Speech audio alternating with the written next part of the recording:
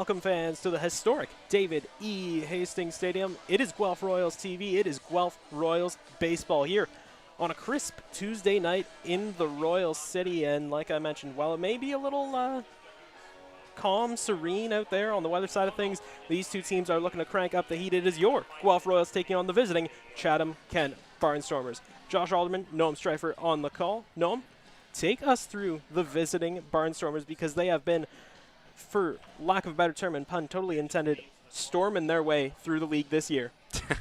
Well, I mean, I appreciate the pun, Josh. Well done. And yeah, I couldn't have said it better myself. The Barnstormers are on an absolute heater right now.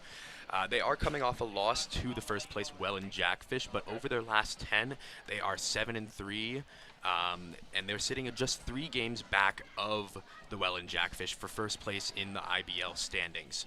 Now, along with this incredible performance, they're also getting a reinforcement in the form of Seth Strong. Seth Strong, with 2024 Rawlings IBL MVP, joining the lineup tonight. He spent some time in the Frontier League, and the results were not great there. He had a 624 OPS, slugging just 308, on base at 318, so not what you want to see from the MVP of last season, but the stats last year speak for themselves. A 344 batting average. He walked more than he struck out. 37 RBIs and 16 homers on the year. And already very hot Chatham Kent Barnstormers team gets a big reinforcement heading into the night. Yeah, the man they call the Panda has been a more than welcome reinforcement to this Barnstormers roster. And yeah, went on an absolute tear last season. As Noah mentioned, Rawlings MVP of the IBL, was an all-star, home run champ. The guy can do it all, has got power to back all his talk up, and one of the most lovable guys in the league. But yeah, adding him to this already very powerful Barnstormers roster. I mean, you look up and down, even the guys that are below the Mendoza line in terms of batting average have high levels of RBIs, hits, runs across the year so far. We'll be playing the national anthem here in Hastings Stadium, so that means we will take a quick break. We'll be back just after this. Stay tuned to Royals TV.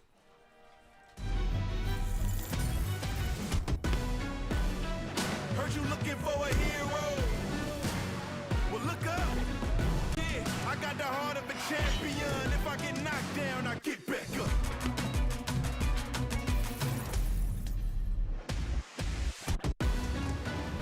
I got the heart of a champion. If I get knocked down, I get back up.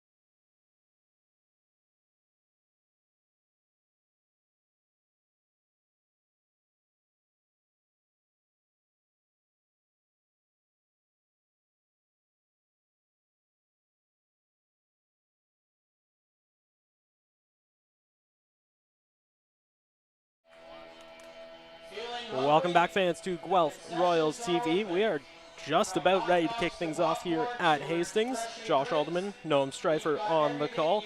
Before we get into tonight's matchup, let's take a look back at the last matchup between these two teams back on June 29th down at Fergie Jenkins Field.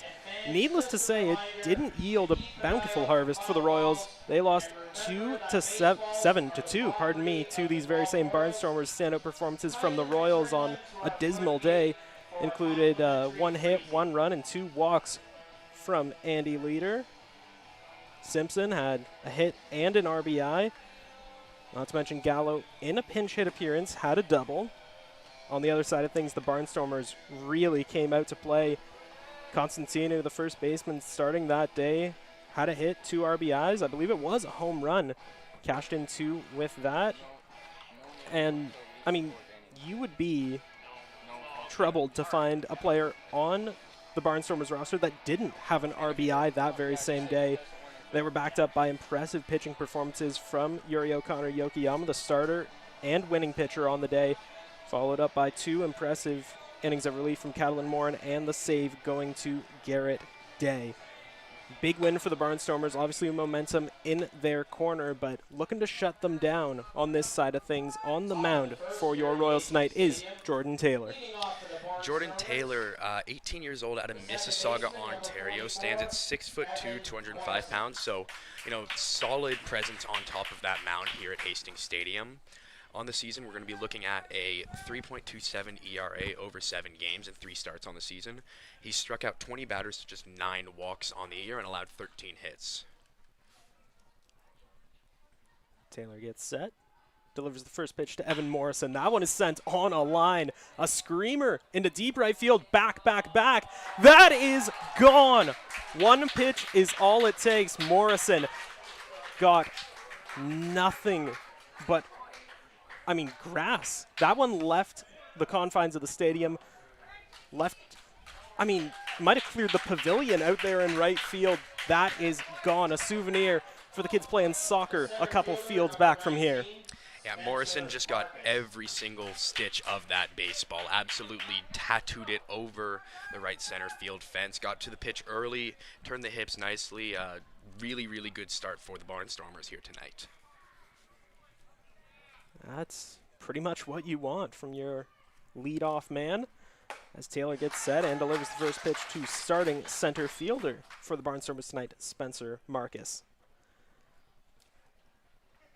Taylor shakes off a couple signs from Ward. He's got something in mind to deal with Marcus as he sends that one flying into right field. That's going to come down and touch grass. Leader just didn't have enough room in front of him. Had to stop as that ball took what some would call a Hastings hop there. Little awkward jump off the outfield grass.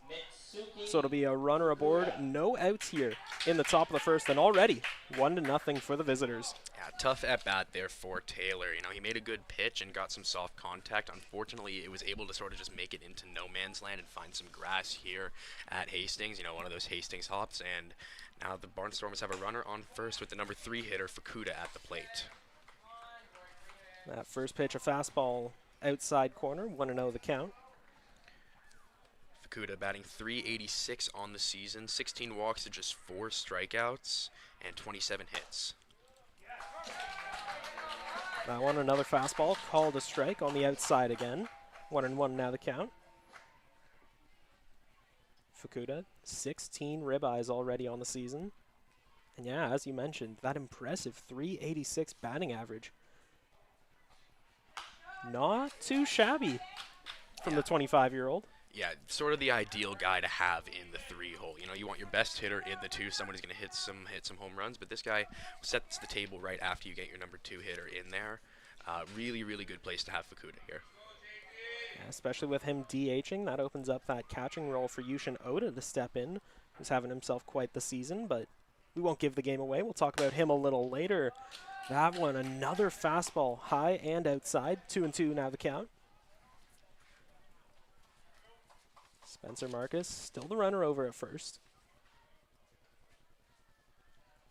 Marcus taking a relatively conservative lead. Yeah, staying close to the bag, feigns the run, but he'll get plenty of practice in those legs as he's going to be held at second as that one touches outfield grass. Right field again. That seems to be the place to be. Yeah, it's interesting. These Barnstormers, they're taking these outside pitches from Taylor and they're pushing them very nicely towards the right field gap. May or may not have been Marcus had the hit and run play on there, but decided not to run on the play, so they'll end up with runners at first and second here. Not an ideal situation if you're the Royals. Still no outs in the inning. Already down by 1. And your youngster, your junior player, up there on the mound looking a little shook. And that one, guess where? Right field again into the no man's land. Andy Leader's going to come up with it, and he's got a cannon of a throw right on time to Matthew Ward. So it'll be full bases. The bases are juiced for the Panda. Yeah, you can see there Marcus had to hold up a little bit to make sure the line drive dropped into left field. So he wasn't running on contact, so the Leafs were able to hold the run at third base for now. No outs in the inning, but the infield will move in, it looks like. Or the corners will move in. Yeah, looking to prevent a bunt situation. Any type of suicide squeeze. Not that Seth Strong would do that. No.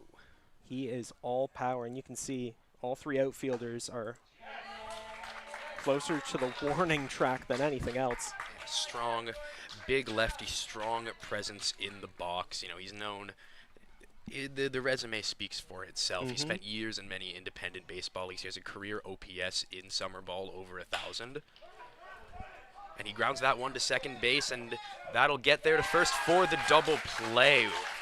But a run will come in to score for the Chatham Kent Barnstormers, so it'll be 1-0, or 2-0, my mistake. Yeah, that one not quite what the doctor ordered if you're the Barnstormers. Speaking of the Barnstormers, let's take a look at how they line up tonight. I mean, we've almost been through the entire order. Morrison, Marcus, Fukuda, and Hageth round out the top 4, followed by Strong, Oda, Goodwin, Morin, and Mackey as the bottom 5.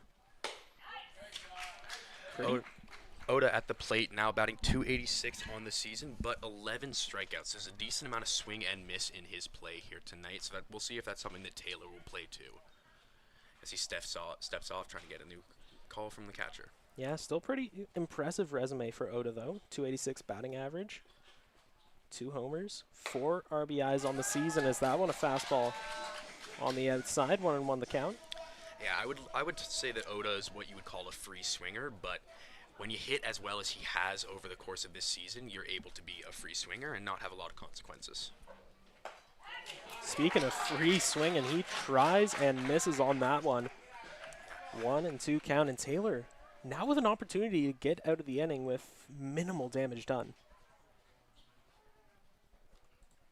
He gets set and delivers. That one high, flying into center field. J.D. Williams has got it and ends the inning, but the damage is done. The Barnstormers jump out to an early 2-0 lead, and I mean, no, do you think that if you're the Royals that you give Taylor a couple more innings to get through it to try and shake the nerves out?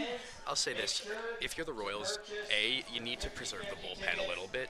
Taylor did allow 2 runs in this first inning, but he was able to get out of it. You could see in that last at-bat there, the way he climbed the ladder on strike 2 to get the swing and miss from Ota. Their stuff is still there. It's very impressive. Just give him the chance to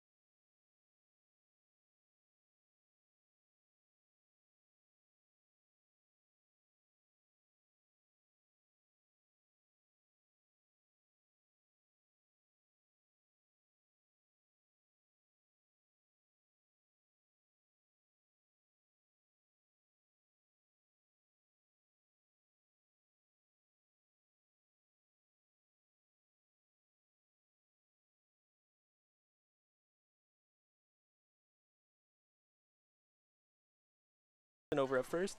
Garrett Takamatsu in the 3-hole, followed by cleanup hitter Liam Wilson, who's DHing today. Matthew Ward, Andy Leader, and Jordan Gallo take the 5, 6, and 7 spots, and then rounding out the lineup, shortstop Carson Birds and left fielder Ashton Patterson. One of the keys tonight for the Royals is going to be their ability to play defense and to have that fundamental baseball that they've been missing in some of their losses this season. Let's see if J.D. Williams can get back to basics here. First pitch is off the plate for ball number 1 from Ryan. Williams, the 26-year-old, fouls that one back. Tenured vet. Obviously part of last year's Dominico Cup Finals team, these Royals. Batting .327 last year, 6 homers, 31 ribeyes. Hasn't been able to carry those numbers over to this year. Still looking to find his groove early on as he chops that one foul. But he's your leadoff guy. He's a leader on this team for a reason. He's going to find his groove again, and that's why the Royals keep putting him in these positions, is hoping that he'll come around eventually.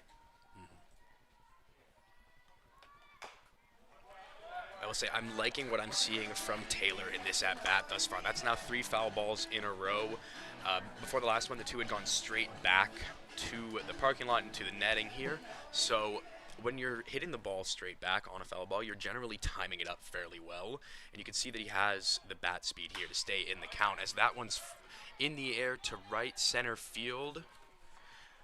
Morin is there, and he will put away Williams for the first out of the inning. Spencer Morin ranging quite far over to his right. Seemingly having a chat with Spencer Marcus, who was coming in from center field, but regardless of who made it, the catch was made. Already an out here. And that will bring up Blake Simpson.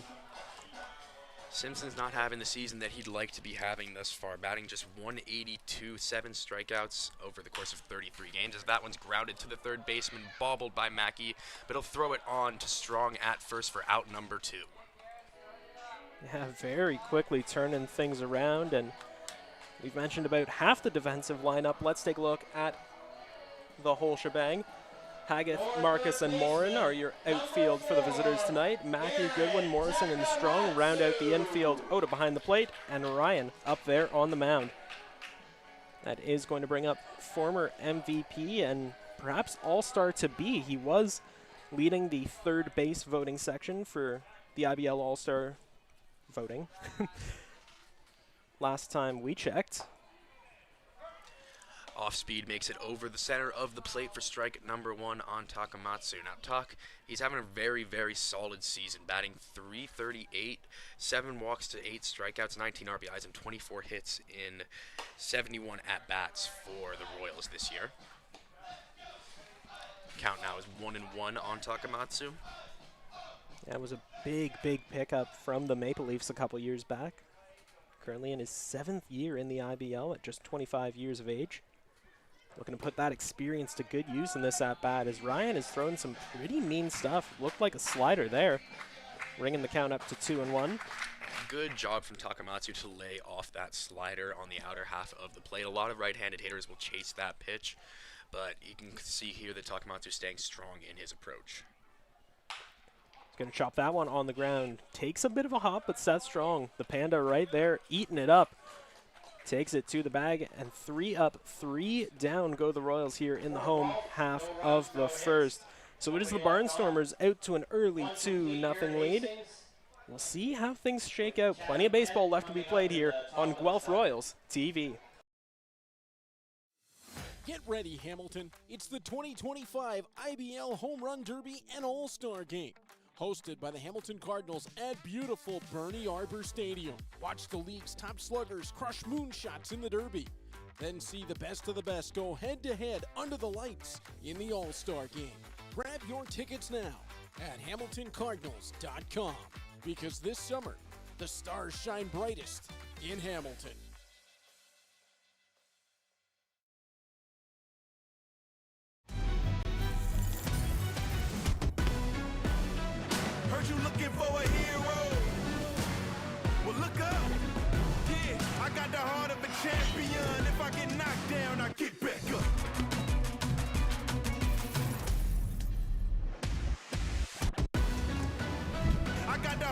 champion. If I get knocked down, I get back up. Hardline drive up the middle. Whoa! Lindor out of nowhere. How did he do that? That Lindor can play. I don't know about that hair. And don't get me started on those gloves. I don't know. I kind of like it. It's time for a revolution. The Ref 1X by Rollins.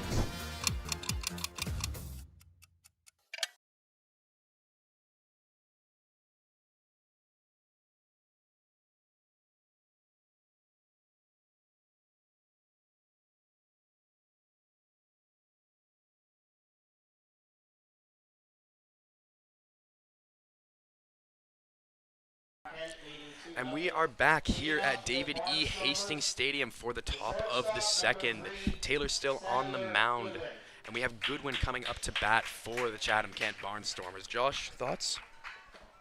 Well, Taylor looks a little rocked out there. I mean, did get the 3 successive outs, but gave up those 2 runs in turn. Of course, first pitch home run to Evan Morrison, the leadoff man. Back in the top of the first as that one skied high in right field. Shallow right field as ranging over to grab it is Jordan Gallo. Just got to it in time. Andy Leader looking more like Usain Bolt making his way in towards the infield. But ultimately it was the second baseman that recovered. Got it, and just like that, one out here in the top of the second. Good bounce back pitch from Taylor to get the first out on the first pitch of the inning after giving up 2 runs last time out. Spencer Morin now the batter. Takes that one outside. 1-0 the count. Jordan Taylor in his last appearance came in relief back on Canada Day here at Hastings against the Kitchener Panthers. Pitched 4.5 innings. Gave up 5 hits, 2 runs. Walked 1 and struck out 4. Not necessarily the best of afternoons, but really looking to rebound here in one of his first starts of the 2025 season. The 1-1. Down in the dirt. Another fastball that seems to be Taylor's go-to weapon early on in this one. Hasn't been able to connect with the zone a lot early, and we'll see if that spells trouble for his time on the mound. That one's fouled back to the parking lot. Hopefully not a souvenir for any fan. Heading back to their cars after the game, finding it lodged in the windshield or, God forbid, the hood.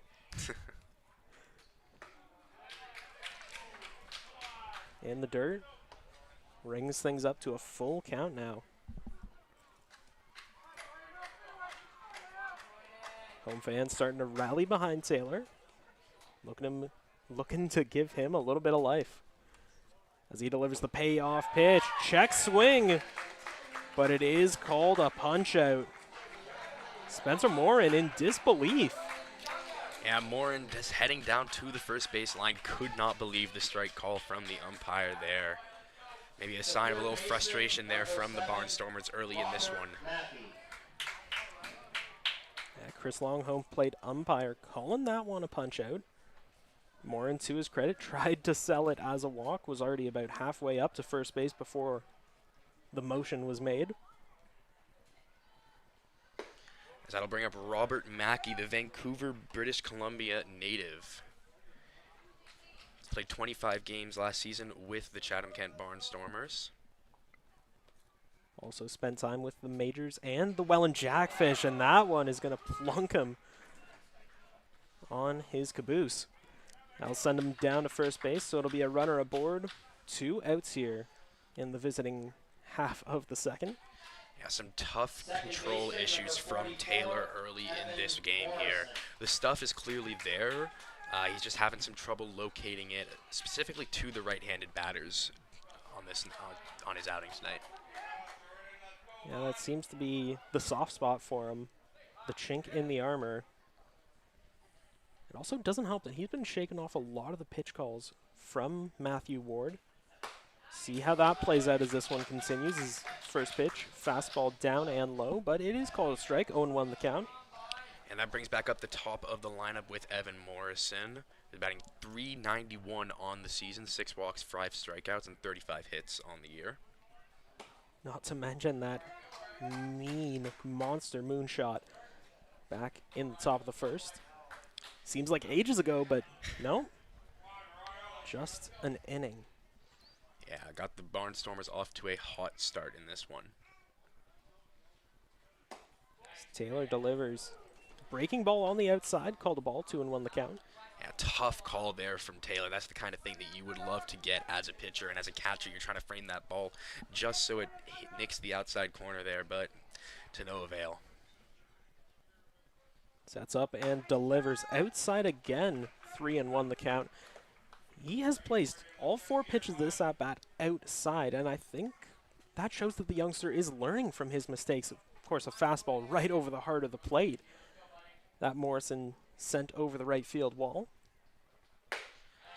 And that as Morrison will take the walk there, and that's what makes a hitter like Morrison so effective in the leadoff spot. Generally, when you're a pitcher, first pitch of the ball game, you just want to get something over, get it off to a good start there, but Morrison able to jump on that pitch right off the bat, takes a walk his second at bat to put a runner into scoring position for the Barnstormers, and that will bring up Spencer Marcus, who's batting .384 on the season and had a hit in his first at bat tonight.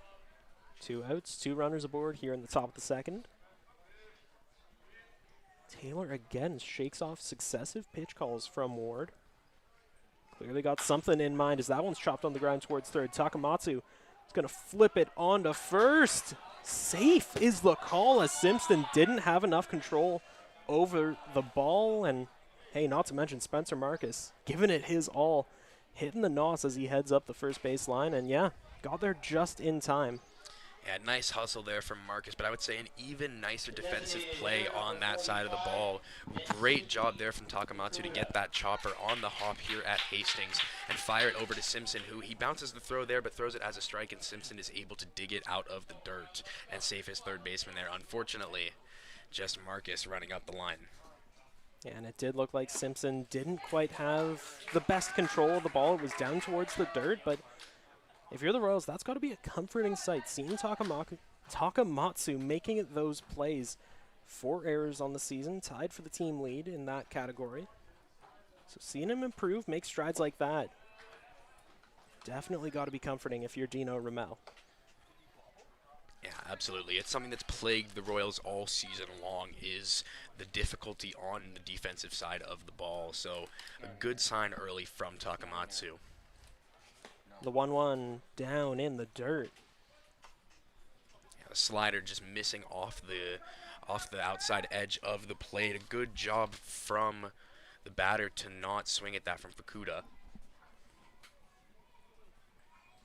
Taylor gets set and delivers that one. Sent on a line into right field. Andy Leader ranges over to his right. Makes the play. And that will end the inning. So the Barnstormers leave the bases loaded after scoring 2 in the first. Now not able to capitalize in those opportunities. Noam, to you, does that symbolize Taylor is starting to find his rhythm?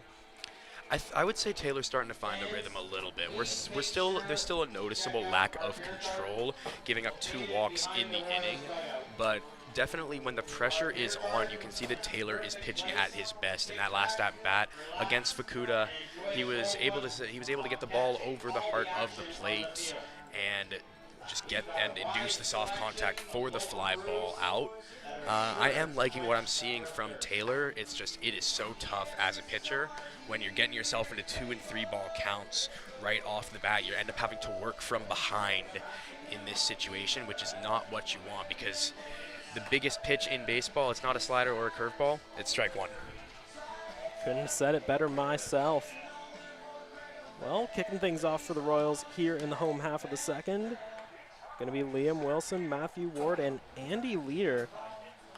Quite the trio going up against Ryan, or at the very least confirmed to go up against Ryan. Wilson, a solid cleanup hitter, batting .288 on the season, 15 hits and 52 at-bats. The kind of guy who has a little bit of sneaky pop, but also a very solid on-base ability. So you get him up in the first inning, has a chance to drive in some runs, but also can set the table here in the second for the Royals, who are down 2 early. Yeah, in his last IBL season with the Kitchener Panthers back in 2023, batted .323, and there's that sneaky pop again. 13 home runs and 45 RBIs. Hasn't quite shown that pop too much early on in this season, but we're already into July. I think he's due. Yeah, midway through the season, there's a lot of guys. I can think of an example in Major League Baseball, such as Vladimir Guerrero Jr., who tend to get the power going in the second half of the season in the later months after the All-Star break. So we could just be seeing something like that. Wilson looking for a placata, but ends up grounding that over to Goodwin at short. Flips it on to Strong at first, and just like that, he is retired.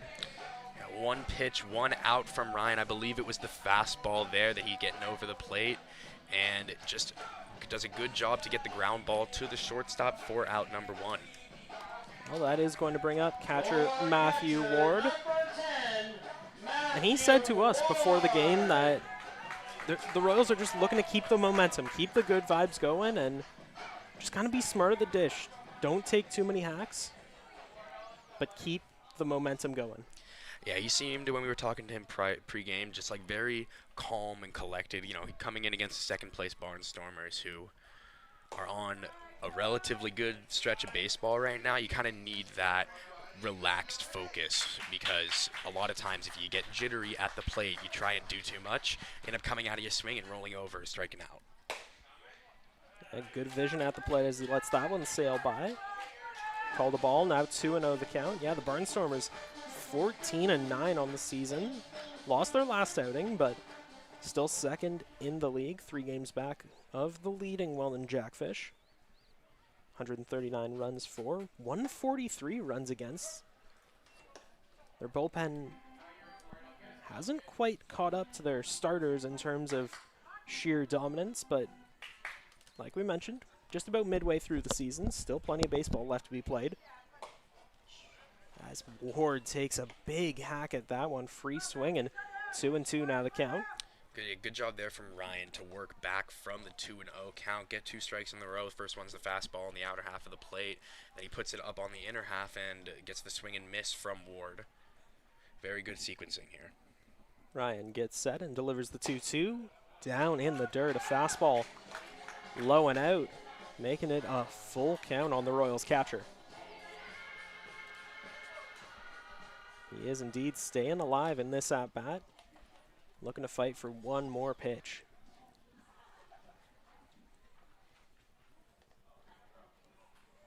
The payoff. Comebacker right at the mound. Great glove from Ryan as he flips it on to Strong to get the out.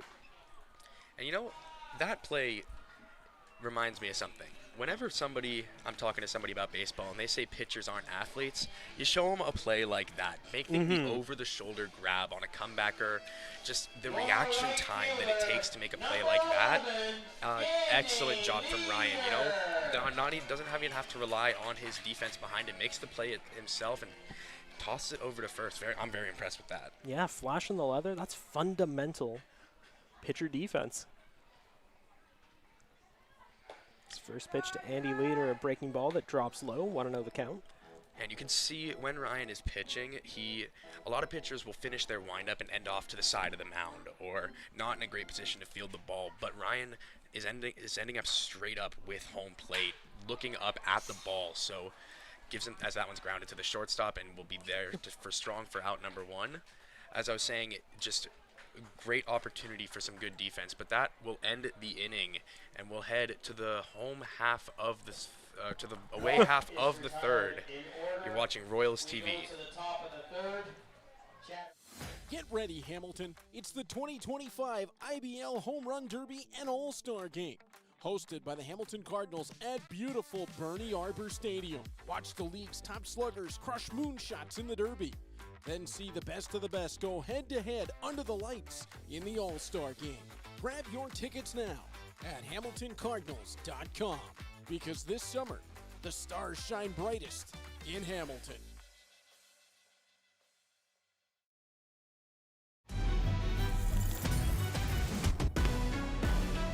Heard you looking for a hero. Well, look up. Yeah, I got the heart of a champion. If I get knocked down, I get back up.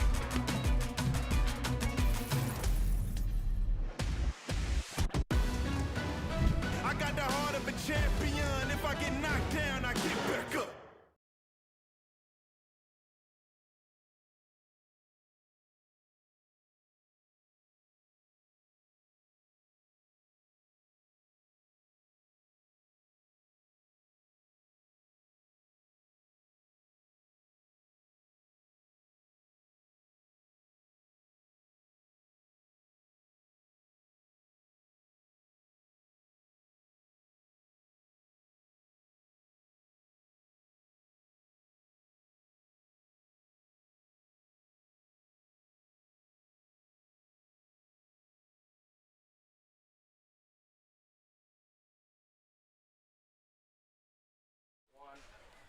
Welcome back, fans, to Guelph Royals TV here at David E. Hastings Stadium.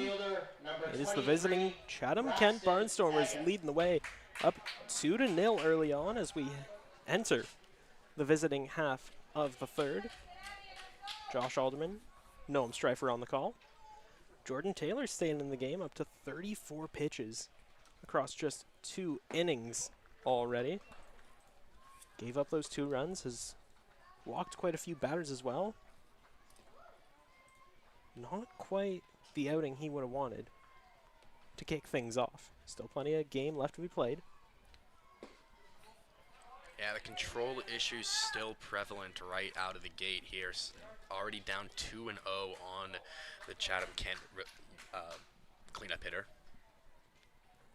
That is Braxton Hageth up at the dish.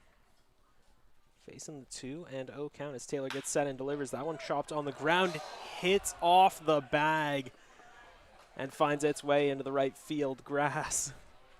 Yeah, some tough luck there for the Guelph Royals. Taylor able to get the ground ball, but goes down the line, hits off the bag, and the Chatham Kent Barnstormers have now got a runner on first for Seth Strong. Who else? That being said, he did ground into a double play last time up, cashed in a run, but still hit into a double play. So, can Taylor shut him down is the big question. Misses off the plate with a fastball for strike number 1. Yeah, you could tell Taylor favoring the fastball, but might have a little bit more control with the off speed so far. He's gotten most of his outs on the soft contact on the off-speed pitches. As you can see there, he gets a cutter over the heart of the plate for strike number 1. Yeah, that one breaking at the last possible second. Finding its way in. As Taylor gets set. Delivers the 1-1 fastball down and out. Brings the count now to 2-1 on the Panda. Strong, as we mentioned, impressive trophy cabinet last year. IBL MVP, All-Star, and Home Run King. Looking to do a little more damage here, but Taylor not even letting him try. Another fastball, and yet again outside. He almost seems, dare I say, scared to put it over the heart of the plate. Well, and that's the problem when you have that lack of control, is that now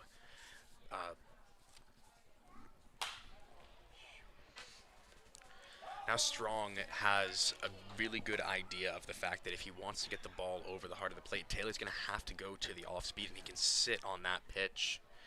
And it's tough as a pitcher when you're getting a lot of balls. First off, you have less options when it comes to your sequencing. Yeah, Taylor worked himself into a full count against Strong now. Fires away, and Strong staying alive, sends that one spiraling into the beer garden here at Hastings. Seems almost to be running out of options here. He's thrown his best stuff at these Barnstormers, and they've delivered in kind. That one over the heart of the plate, but manageable. And they are going to turn the double play. Beautiful fundamental defense from the Guelph Royals here. Yeah, what a play by Carson Burns. You see the ball hit off the bat hard by Strong, but he's able to get in front of it.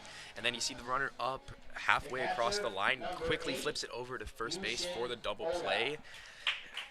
Royals are down 2-0, but they're not having any issues on defense tonight. No, they are not. Beautiful, beautiful stuff from Burns. And I think if Strong had taken, half a second more to swing, that would have found outfield grass, as that one sent sky high. Drifting back is Ashton Patterson, but no trouble at all. So the Barnstormers, once again, unable to capitalize on the runners on base, on the opportunities they've been afforded. Yeah, good job from Taylor to work out of that jam there. Got into a little struggle with the ground ball hitting off the first base bag, but was able to work back cleanly, get Strong on the line drive, and flipped it over to first for the double play. And then right on the very next pitch, gets Oda to fly out to the left fielder. So control issues on the fastball are a little bit concerning, but he's bouncing back nicely even when he goes down low in the count. Yeah, looks like he's starting to rebound here in this game. Of course, gave up those 2 runs back in the first. Really starting to turn things around now. Up to 45 pitches is Taylor. But the way he's pitching, I imagine he's got probably 2-3 more innings left in him. Obviously, you don't want to tire your pitchers, especially one that has been brought in more relief appearances than starts. But the way that he's rebounded has impressed me enough that if I'm Dino Ramel, I'm keeping him in for at least 2 more outings. Yeah, well, I couldn't agree more. Taylor only at 43 pitches on the day, and when you're a starting pitcher, you kind of want to be at around the 15 pitch per inning mark. So he's pitched 3 innings, 43 pitches, less than 15 per inning. So on a good pace to go deep into this ball game. Just the 2 runs in the first inning has bounced back nicely thus far. So if I'm keeping Taylor out there. And not to mention Seth Strong. Double plays in both of his at-bats so far in this one. That is not the Seth Strong, the Panda that we knew and loved from last year. Yeah, Strong on the first at-bat ground ball double play. Just a tough at-bat for him there. But in the second at-bat, gets the line drive and the hard contact that you want. But the Royals, just excellent defense up the middle from Carson Burns.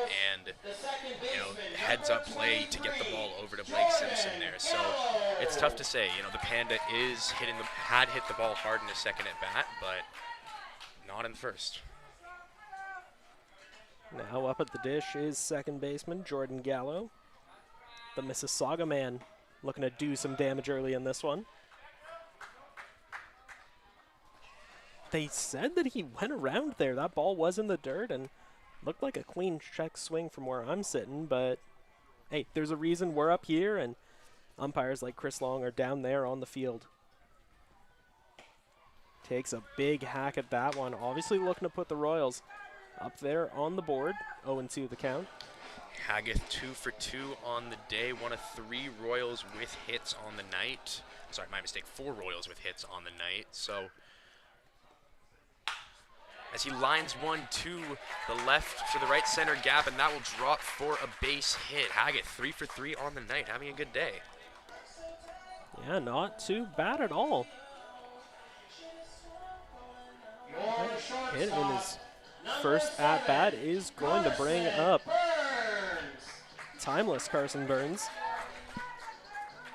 2-time All-Star with the Barry Bay Cats, batting .250 so far this season, 13 hits, 4 RBIs. Would love to add to that ladder total.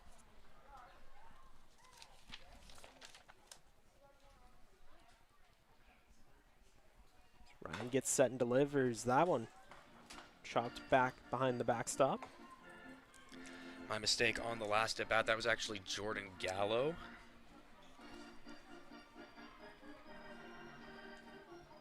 nonetheless, a hit was recorded. It's a runner on first base, just one strike and no outs here to Carson Burns.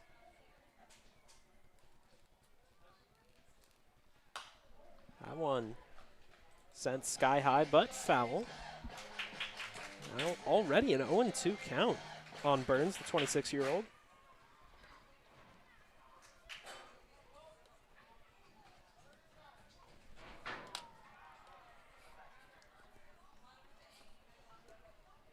So now Ryan getting settled in. Fans not too happy with Ryan taking his time between the pitches. But he is going to be more than happy with the result. Gets the punch out in 3 straight pitches on Carson Burns.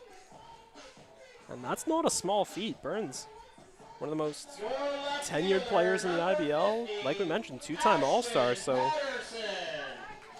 if that's a sign of things to come, then we are in for a good one here at Hastings. That'll bring up the hometown kid, Ashton Patterson. Just finished his 4th year at Guelph University playing for the Guelph Griffins. Now spending time with the Guelph Royals of the Intercounty Baseball League. As now Ryan gets set. That one a fastball over the outside of the plate. 0-1 the count. Looks like it just caught that bottom corner.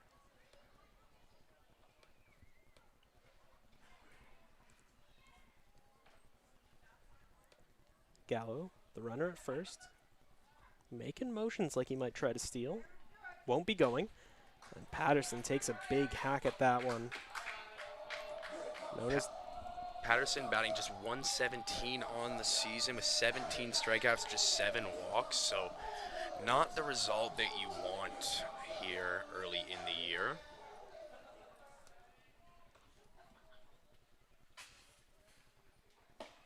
Takes another big swing and comes up empty. 2 straight punch-outs here in the home half of the 3rd for Aiden Ryan. Yeah, Ryan able to get that strikeout there on just 3 pitches and able to get the swing and miss on the fastball. Patterson just could not catch up with the fastball up in the zone there in the at-bat. You can kind of tell when a pitcher is on their game. Ryan just throwing whatever he wants right now and getting the result that he needs. Well, that is going to flip things over to the top of the order. J.D. Williams now up at the dish, and that one down in the dirt and gets away from Yushin Oda. That is going to advance Gallo up to second. Heads up play there from Gallo. The ball actually hadn't gotten too far away from the catcher when he took off for second base, but you could tell that he had lost sort of concept of where the ball was, so he was able to take second base on a pitch that truly wasn't even that bad. Yeah, not too bad at all, but the outcome remains the same. Runner at second, and J.D. Williams obviously looking to cash him in with that one. Takes a big hack, but finds nothing but air. 1-1 the count. Yeah, you could tell Williams getting a little bit frustrated here. That when you take in a big swing like that, you're trying to make some damage, do some damage, make a change, and right now you just need to focus on base runners and keeping the line moving. Ryan keeping an eye on Gallo out there at second. That one a breaking ball called a strike. 1-2 the count. Gallo, to his credit, kind of dancing around there over at second, looking to catch Ryan's attention. Obviously, the Barnstormers don't really see him as a threat to run. Morrison and Goodwin playing regular defensive positioning. So that one down in the dirt brings the count to 2-2. Yeah, well, this is something that Ryan's done a little bit so far this inning, is that he's spiking that breaking ball into the dirt. It resulted in the runner advancing to second base, and now it puts him in a 2-2 count against the Royals' leadoff hitter. Ryan gets set, engages in a little stare down with Gallo, and delivers a slider outside. Full count now on J.D. Williams. Something I'm noticing from Ryan on that play, as he was checking out, the runner at second base, he went into his motion very, very quickly while he had his head still turned towards the second base bag. So on a pitch like that, he hadn't taken the time to look at the plate, gauge where he wants the pitch. He's sort of moving a little bit quickly, and the result is showing that he didn't have the control he wanted on that one. Yeah, getting a little ahead of himself there as that one chopped up towards second. Morrison is going to make the flip onto first. Just in time, J.D. Williams belting up that first base line. But Seth Strong there to make the play, and the Royals are retired. Leave a runner on as it's time for kids to run the bases here at Hastings. Plenty of fun, plenty of excitement still to come in this one, so stay tuned to Royals TV.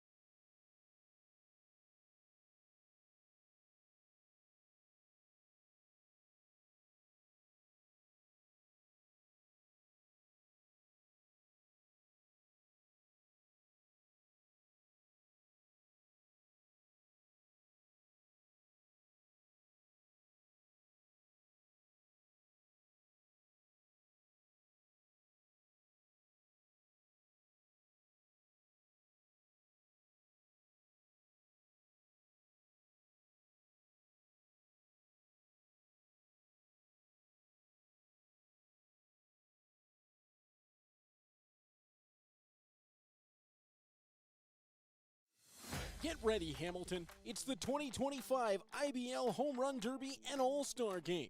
Hosted by the Hamilton Cardinals at beautiful Bernie Arbor Stadium. Watch the league's top sluggers crush moonshots in the Derby. Then see the best of the best go head-to-head under the lights in the All-Star Game. Grab your tickets now at HamiltonCardinals.com, because this summer, the stars shine brightest in Hamilton.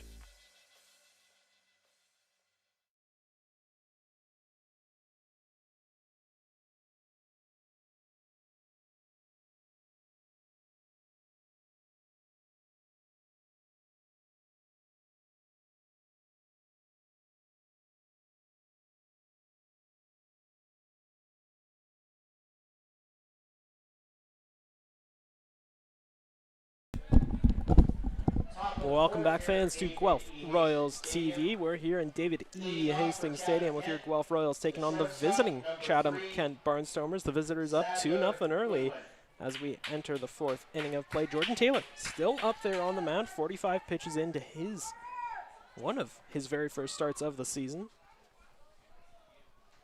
Looking to get things going and limit the damage further. He's really rebounded nicely ever since that first inning.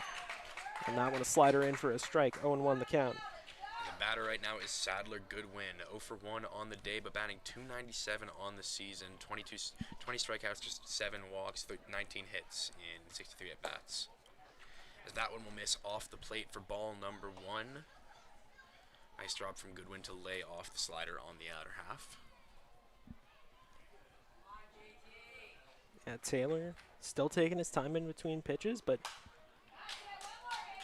likes what he's seeing from Ward as that one's fouled back. Not exactly waving off too many signs now. Yeah, seeming to shake off 2-3 more signs from Ward in the previous 3 innings. Regardless, that might be a sign of him settling in out there on the mound as he picks up a big strikeout, sending Sadler Goodwin back to the bench. Yeah, well, and I think that's something that's changed a little bit this inning is that he's trusting his catcher. You know, a lot of times a young pitcher will shake him off and try and just throw a pitch that doesn't necessarily work in the situation. And as a catcher, you're the captain of the team. You know where the defense is playing. You can see them right out there. So you have the resources to make a better pitch call a lot of times. Yeah, absolutely. As Taylor gets settled in to face off against right fielder Spencer Morin. First pitch called a ball, 1-0 the count. Royals playing pretty straight up defensively. Takamatsu in, almost on the infield grass over at third base. Trying to prevent a bunt situation or even grab a grounder a little early. Taylor gets set and delivers the 2-0. Smacked on a line. That one does hit some dirt. Picked up by Gallo and flipped on to Simpson at first. And already 2 outs here in the top of the 4th. And a nice choice from Gallo there to play that ball on the short hop. The ball, it was lined, but it was hit too low for him to get a play on it on the fly. So sits back, takes on the short hop, and throws a strike over to his first baseman, Simpson, for out number 2 in the inning. That is going to bring up Robert Mackey. Got hit his last time up, hit by a pitch. Taylor has kind of reined in his control ever since then. Bringing things back around as he throws a slider on the outside corner. 1-0 the count. Yeah, not a bad first pitch against Robert Mackey, who, you know, sitting at 16 strikeouts on the season, clearly has some chase issues. So trying to start the at-bat in his favor, as that one will miss for ball number 2. But I don't know if it's necessarily control issues here or Taylor trying to induce the chase. Have to see what he goes back to. Gets a chase with that one. 2-1 the count. Yeah, nice backdoor slider there. Gets the chase. You can see it just broke at the last second before getting to the plate, and the batter was sort of forced to swing at that one. That one inside, low, and called a strike. Fastball rings things up to 2-2 with 2 outs here in the top of the 4th.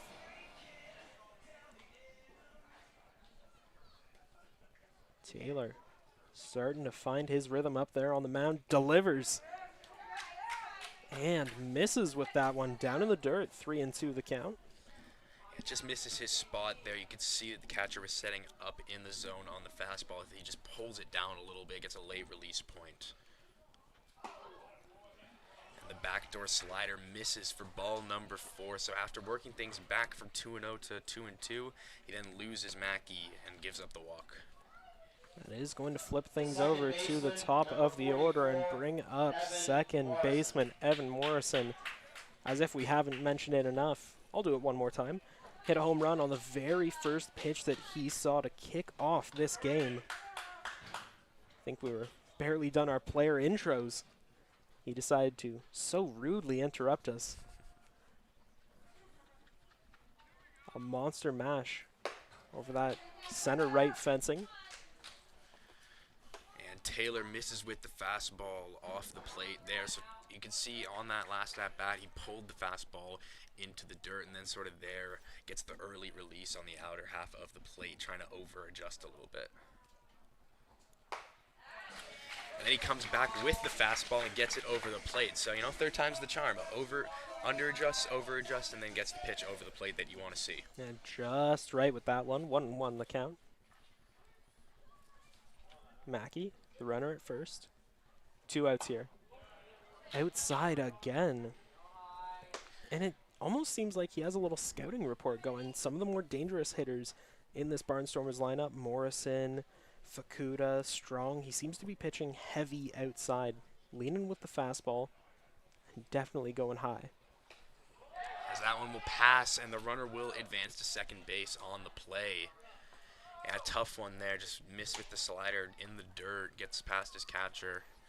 And now Barnstormers have a runner in scoring position with the top of the order at the plate. Yeah. A rare passed ball from Matthew Ward. 9 times out of 10, solid as a rock behind the dish. We'll see if the Royals can recover as Taylor delivers the 3-1 and walks Morrison. Back-to-back walks. Yeah, tough at bat there for Taylor. You could tell that he did not want to come inside on Morrison after he gave up that first inning home run on the first pitch of the game on the inside fastball. So just a tough at bat there for the young pitcher. Still no one up in the Royals bullpen, so Dino Ramel and company obviously have quite a bit of faith in Taylor to get them out of this inning, but starting to lose grip of that control again. Fastball inside, 1-0 the count. Yeah, he's been missing arm side with the fastball quite a bit over the last 2 batters, so something for the Royals management to keep an eye on out here.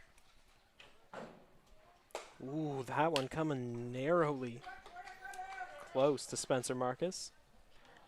Yeah, tough one there. Tries to backdoor the slider, but just does not get enough movement on the pitch to get it over the plate. But I do like the idea. Yeah, A for effort on that one. As he delivers the 2-0 inside on the hands again. And at this point, for all the good that Taylor has done to kind of rebound, to build himself back up, he's starting to lose ground again here in the 4th. Nerves starting to get to him. See if he can recover, and doesn't look like another fastball. And yeah, that arm side again, now voicing his concerns to home plate umpire Chris Long, letting him hear it. The designated hitter, number And 45, we'll get a mound visit as Ward Mitsuki Fukuda. gonna talk to Taylor. Yeah, you got the number 3 hitter coming up with the bases loaded. Taylor's been missing arm side quite a bit in this inning since the first batter, so definitely a chance here to sort of go over the hitter and see what you want to work with against him. Yeah, the bases are loaded. Dino Ramel trotting out to the mound. Might just be a routine visit. And it should very well be. I mean, seeing the first few pitchers heading out towards the Royals bullpen. So not enough time for them to warm up and conceivably come into the game here. Just a routine meeting on the mound. Yeah, well, I think that he was, you could tell that when he was walking out to the mound, there was a little bit of a slow pace there. Clearly, he's trying to take some time, give his pitchers a little bit of a second to walk over the bullpen and get warm. But as of now, no one's warmed up, so it seems like this inning is Taylor's for the foreseeable future. And that shows that the Royals have confidence in this kid. Let him finish out the inning. Let him see it through. And I really do like that decision.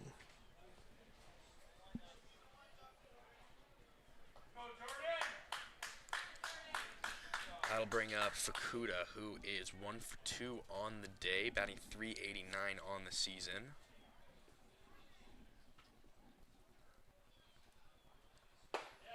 And there you go. First pitch is just over the heart of the plate for strike number 1.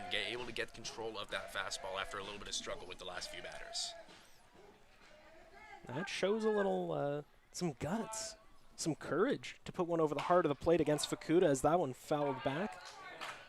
And again, you can see some pitches that he was struggling with before the mound visit. He's able to get that slider over the inner half, induce the foul ball from Fukuda, and quickly it's an 0-2 count here on the Barnstormers' number 3 hitter.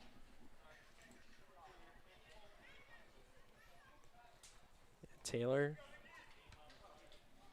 Looks like the pep talk is, well, it might just be enough to get him out of the inning. 0-2 count, 2 outs, but the bases are juiced here in the top of the 4th. As Fukuda sends that one screaming into center field, but J.D. Williams there to save the day. Yeah, great bounce back there from Taylor after loading the bases with some shoddy controllability. He's able to come back, get the 3-pitch out, induce the soft contact to center field. He kind of hit that one on a line, but the scorecard is going to say the same thing no matter what. Yeah, but you got to imagine after kind of letting things slip there in the 4th, do you think, I mean, you got to imagine Taylor's night's done. You have to think so. We are seeing a little bit of movement, just some guys, doing the arm swings, getting a little bit loose out in the bullpen. Can't tell who just yet. Nothing serious, though. Not serious movement, but clearly just getting a little bit loose and ready. I would think that Taylor is going to come out to start the 5th, but possibly with a relatively short leash. Well, Aiden Ryan still in the game for the Barnstormers, and after all, why shouldn't he be? Absolutely dominant, only giving up a handful of hits. Yeah, just 1 hit on the night for Ryan, 2 strikeouts. great stuff from the right-hander. Over 3 innings pitched. I don't think that a runner has actually passed second base for the Guelph Royals tonight. So No, he induces a lot of soft contact, and that is, I mean, very promising for his chances of going deep in this one. yeah, well, and it's a good matchup with this Royals team who doesn't tend to strike out a whole bunch. They are a team that will put the ball in play, so you kind of want someone on the mound who induces that soft contact against a team with the ability to take good at-bats and put the ball in play even when they're not hitting it hard. First baseman, number 3, Blake Simpson. To kick things off here in the home half of the fourth, it will be first baseman Blake Simpson. As we mentioned before, not the best record heading into tonight's contest, batting just 182. 6 hits to his name, 4 ribeyes as well. Looking to bounce back as he drops down the bunt. Ryan picks it up, flips it on a strong at first, just in time. Yeah, tough bunt there for Simpson. When you're trying to get a bunt for a base hit, you want to sort of hit it up the third base line, not bounce it very much. So there, just a very easy play for Simpson. Rushes into the ball, picks it up and throws it to first. But I do like the idea from Simpson, just trying to get something started, especially with the way he's been hitting early in the season. And that'll bring up Garrett Takamatsu, who is 0 for 1 on the day, but leading the IBL in All-Star Game votes for the third base position. Well deserved. As the first pitch is a fastball that misses high in the zone, or off the zone. Yeah, one of the most consistent players in the IBL across his 7 years and counting. Good veteran vision as he lets that one slip by. 2-0 the count. Takamatsu, big, strong guy. Oh, yeah. Stands at 6 foot, 225 pounds, really commanding presence in the box. You can tell it's someone that you would not want to pitch to. But pitch to him, Ryan does. That one right over the heart of the plate. A 2-seamer that broke at the last second. 2-0 the count. 2-1, pardon me. Now the count. Thanks to that strike. So Ryan gets set and delivers a good chase pitch that Takamatsu takes hook, line, and sinker. Evening the count up at 2-2. Yeah, and you can see on that pitch just, I believe it was a changeup, just dropped out of the zone, completely fooling Takamatsu there. So good comeback pitches after going down 2-0. Fouls that one back and not only rattles the glass, but a couple Royals fans as well. Fans here in the grandstands jumping out of the way. Of course, that's what the netting and glass is there for. Yeah. It's not going to stop people from really immersing themselves in the experience. Oh, yeah, absolutely. And well, here at Hastings, also down the lines, no netting. So definitely bring a glove if you're going to sit out there. As that one is hit to center field, and the catch is made by the center fielder. Spencer Marcus. Thank you. For out number 2 on the inning. Tough at bat there for Takamatsu, who really did get a hold of that one. Hits it out to what would be the warning track, but just does not have the distance to get it out of the ballpark. But that speaks volumes when what seemed like a fly ball out to center just kept carrying and carrying and carrying further back. Yeah, right up to the warning track. Almost back to the fence was Marcus. Yeah, well, and that kind of just showcases the raw power from Takamatsu. Not a lot of wind tonight, almost no breeze, in fact. No. So, as first pitch misses off the plate, so not a lot to push that ball out to center field. It was truly just Takamatsu and his pure strength getting it out there. Liam Wilson now up at the dish in his 7th year in the IBL. Like Takamatsu before him, as he's going to ground that one right up the middle. Takes a couple healthy Hastings hops on its way in. But the history books don't care how you did it. That is going to go down as a single for Wilson. And 2-out base hit for Wilson will put a runner on for the catcher, Matthew Ward. With that at bat, Wilson brings his average up to 296 on the season. So good stuff from Wilson. That is going to bring up the catcher, Matthew Ward, out of Niagara University. Entering tonight, batting .313. 21 hits on the season. Pretty impressive in his debut campaign. And the first pitch from Ryan. Fastball right up Main Street. 0-1 the count. Wilson with a comfortable, safe lead over there at first. Not quite a threat to steal. More known for his power than his speed. He did not go around, is the call from Guthrow over at first base. Yeah, well, and if you're the Royals, the last thing you want here is a pickoff play at first for Wilson. So like you said, not the fastest runner in the league. So conservative lead makes sense here, just trying to keep things stable and keep the line moving. Yeah, nothing wrong with that. As the 1-1 becomes a 1-2 courtesy of a big hack from Matthew Ward. And good sequencing there by Ryan. He's able to set it up with a couple of fastballs and then just throws a changeup past Ward that he's super early on. And now the count sits at 1-2 with 2 outs. Ryan checks in on his runner. Delivers the 1-2. And a big, big punch out to get the Barnstormers out of the inning. Aiden Ryan is heating up.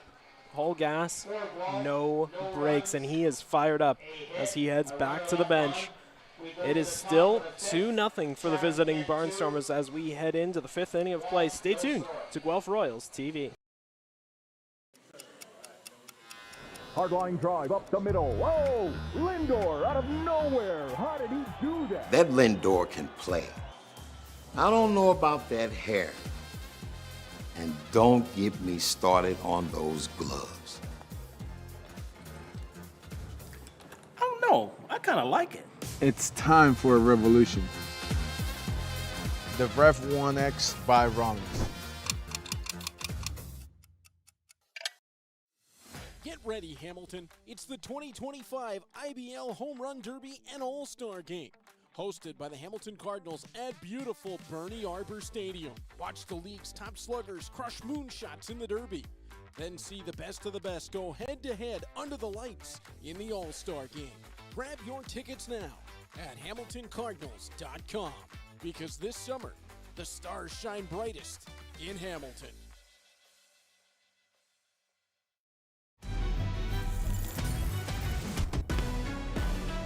Heard you looking for a hero. Well, look up. Yeah, I got the heart of a champion. If I get knocked down, I get back up.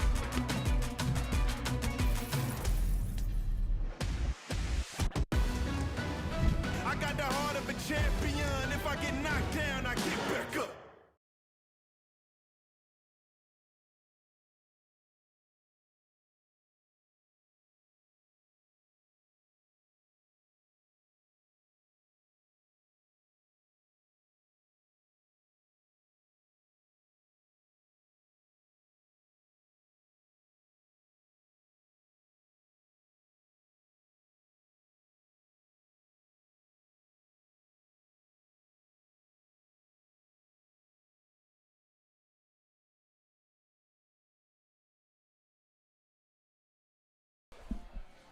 Welcome back, fans, to David E. Hastings Stadium here on Guelph Royals TV. We are delighted to tell you all about the upcoming IVL All-Star Game. Yeah, All-Star Game on Sunday, July 20th in Hamilton, Ontario. A couple of potential All-Stars out on the field tonight. Of course, Garrett Takamatsu leading the third baseman in votes. Jacob Cush leading in votes. And then on the Chatham Kent side, you've got Evan Morrison, Sadler Goodwin, and Garrett Day all leading their respective categories in votes. So lots of good talent, IBL talent, out on the field tonight. Yeah, good representation from both clubs, and you can go see them live in person, as Noah mentioned. Head to the Hamilton Cardinals website for all the ticket details. Home Run Derby and All-Star Game taking place on, you got it, Sunday, July 20th. Mark your calendars down. That is going to be a very fun afternoon at Bernie Arbor Stadium. And that one's fouled up the first base line, so Taylor quickly ahead 0-2. Yeah, the way that he's really rebounded has been impressive to see. Gave up 2 runs in the first, but it was only on 15 pitches. Has come back around, had some tougher innings, now up to 72 through 4. So that one a fastball high and outside, 1-2 the count. Yeah, well, some tough innings, but also able to strand 7 base runners here tonight for the Barnstormers. So, you know, he's not starting the innings great, but he's showing his best stuff when he's under pressure.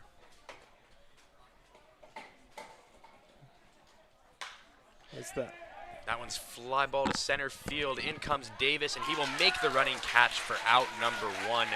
Good first step there from Davis. Reads the ball straight off the bat.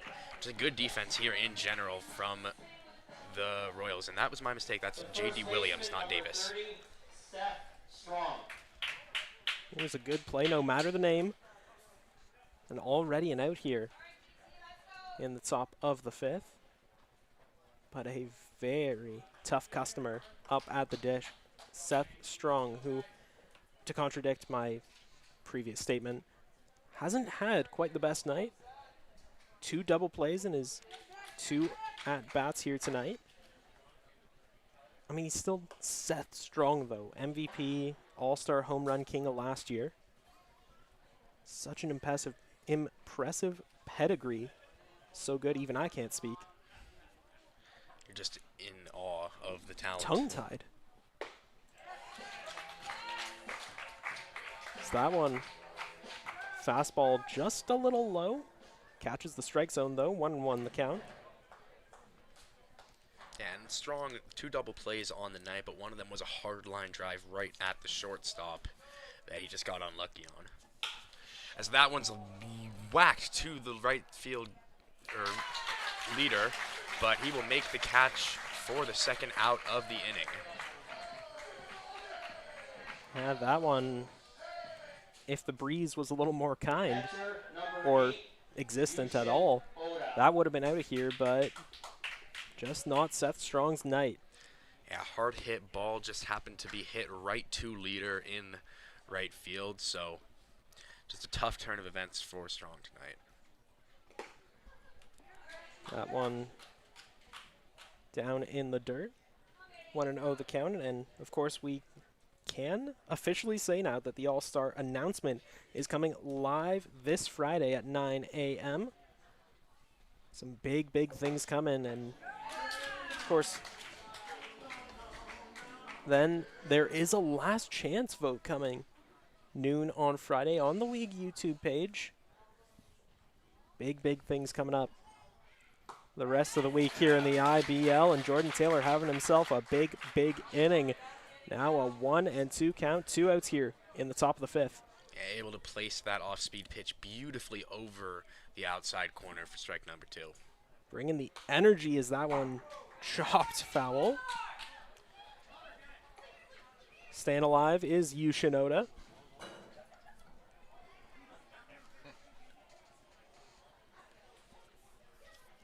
Taylor up to 81 pitches across 5 3/4 innings. Good job from Oda, fouling off 2 pitches in a row to stay alive in this 1-2 count. 4 3/4 innings, I should say.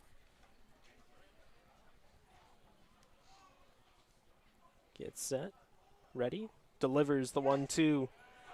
A slider that narrowly missed the zone, much to the chagrin of the Royals Kingdom. Evens the count up at 2-2. Yeah, good pitch from Taylor there, trying to get the chase from Oda, but no dice. Yeah, no cigar on that play, as that one is going to get past Gallo, hit the outfield grass. Leader ranging in is going to hold Oda over at first, but the runner is on board, and the fans not too pleased about it. Yeah, Oda took a big turn there at first, but on a soft hit ball like that, batters will often try to advance to second base there, but good job from Leader to get to that ball quickly and throw it to the second baseman to hold Oda to just the single. That'll bring up Sadler Goodwin, as we mentioned, leading the shortstop vote for his division at last time of recording. 0 for 2 on the night with a strikeout, so Taylor has had his number. And Taylor wasting little time in between as that one's chopped on the ground. Takamatsu's going to field it himself. Tosses it over to Gallo at second. And a big round of applause for Jordan Taylor and the Royals. Really, really turning things around tonight is Taylor. Yeah, I mean, you had the blue base hit there, but aside from that, Taylor pitching a very solid inning, showing some really good control in comparison with earlier tonight. Able to induce the soft contact, and Takamatsu with another good play at third base, throwing a short way to second to get out number 3. And Ryan, of course, will come back out for inning number 5. No runs on the night, 3 strikeouts, just 2 hits, so why wouldn't he be back out? Jordan Taylor, 86 pitches through 5 innings. Of course, we have seen some activity out in the Royals bullpen. Yet to be seen if anyone will tag in. I believe that is Nelson Mercado warming up out in the Royals bullpen right now, number 18. The Brampton, Ontario native, did his undergrad at the University of Arkansas's and NCA at Monticello, NCA Division II, and he also did JUCO at Connors State College. So he will likely be next for the Royals as Taylor, 84 pitches on the night, finishes the 5th inning. Yeah, but, I mean, just really impressive stuff. North of 8-9 runners left on base by the Chatham Kent Barnstormers, and only 2 runs have come across. I mean, for all that we've said of Taylor starting to lose his control, he's made good strides to come back and really limit the Barnstormers' opportunities to cash in even more. Yeah, the thing with Taylor tonight is that he didn't get ahead in the counts when he should have. He was behind a lot of times early in the innings, but when he needed to show up, he did just that. Pitching out of jams, leaving lots of runners on bases for the Barnstormers. So all in all, after a rocky first inning and some control issues, Taylor able to salvage 5 innings of quality ball from it. I'd say that's a win for the Royals. It's going to be Andy Leader leading things off here in the home half of the 5th. That's that floating fastball sail by. Want to know the count. It'll be Leader, Gallo, and Burns confirmed to come up this inning. Leader 0 for 1 on the day, batting .212 on the season, with 3 RBIs, 8 walks, and 22 strikeouts. So a pretty free swinger up at the plate there.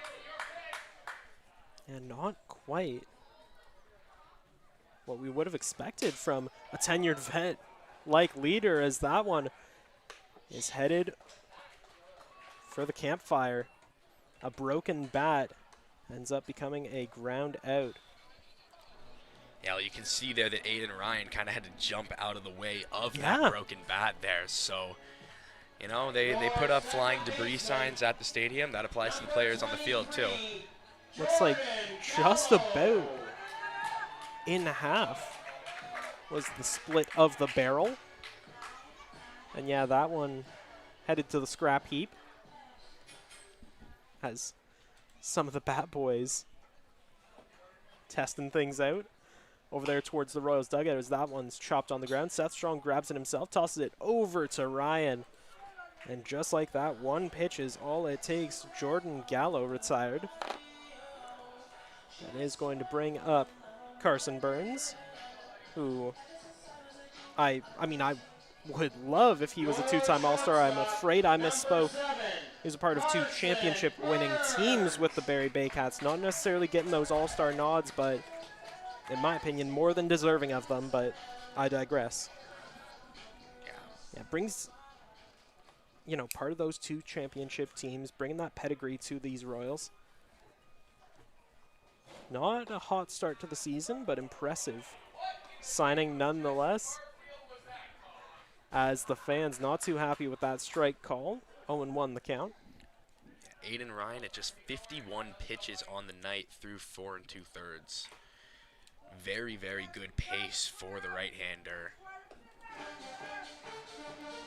Yeah. Slow and steady wins the race. Well, and that's the thing, is that he's only struck out 3 Royals tonight, so he's still pitching very effectively, getting the soft contact, which, as that one's chopped to the second baseman, he'll turn and make the throw, and it will be in time for out number 3. So just more quick pace from Aiden Ryan to get out number 3 and send the Barnstormers back to the dugout happy. Yeah, a little more than happy, doing a couple dances as they head back towards the bench. That is going to do things for the 5th inning of play, but still plenty of action still to come. Stay tuned to Guelph Royals TV. Get ready, Hamilton. It's the 2025 IBL Home Run Derby and All-Star Game. Hosted by the Hamilton Cardinals at beautiful Bernie Arbor Stadium. Watch the league's top sluggers crush moonshots in the Derby. Then see the best of the best go head-to-head under the lights in the All-Star Game. Grab your tickets now at HamiltonCardinals.com, because this summer, the stars shine brightest in Hamilton.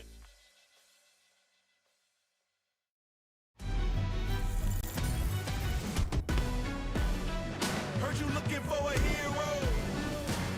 Well, look up. Yeah, I got the heart of a champion. If I get knocked down, I get back up.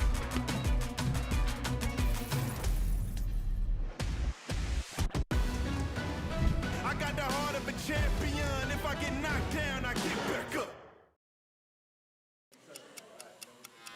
Hard line drive up the middle. Whoa! Lindor out of nowhere. How did he do that? That Lindor can play. I don't know about that hair. And don't get me started on those gloves. I don't know. I kind of like it. It's time for a revolution. The Ref 1X by Rollins.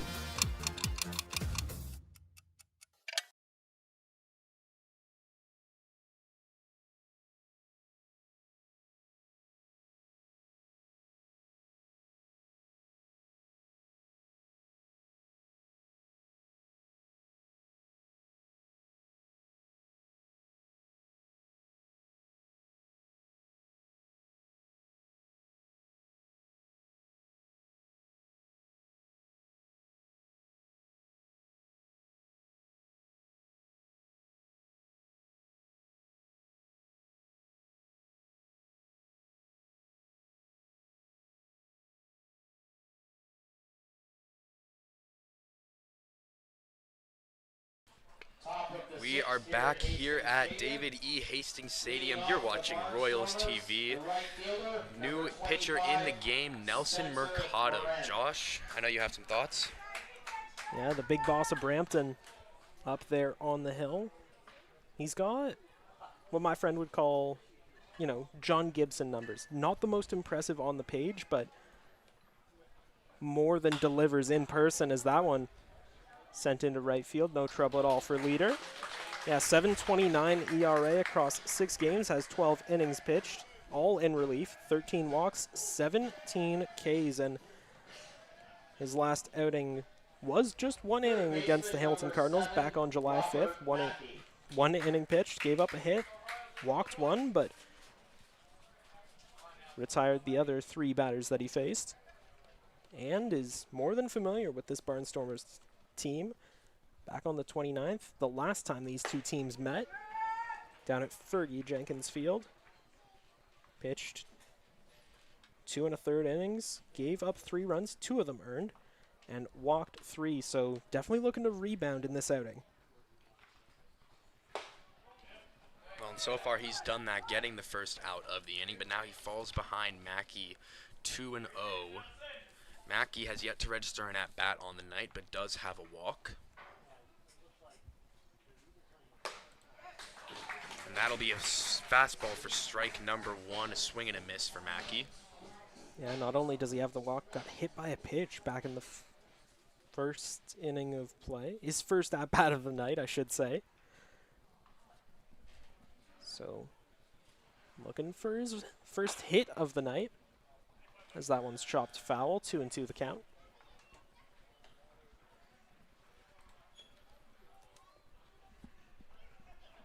Mercado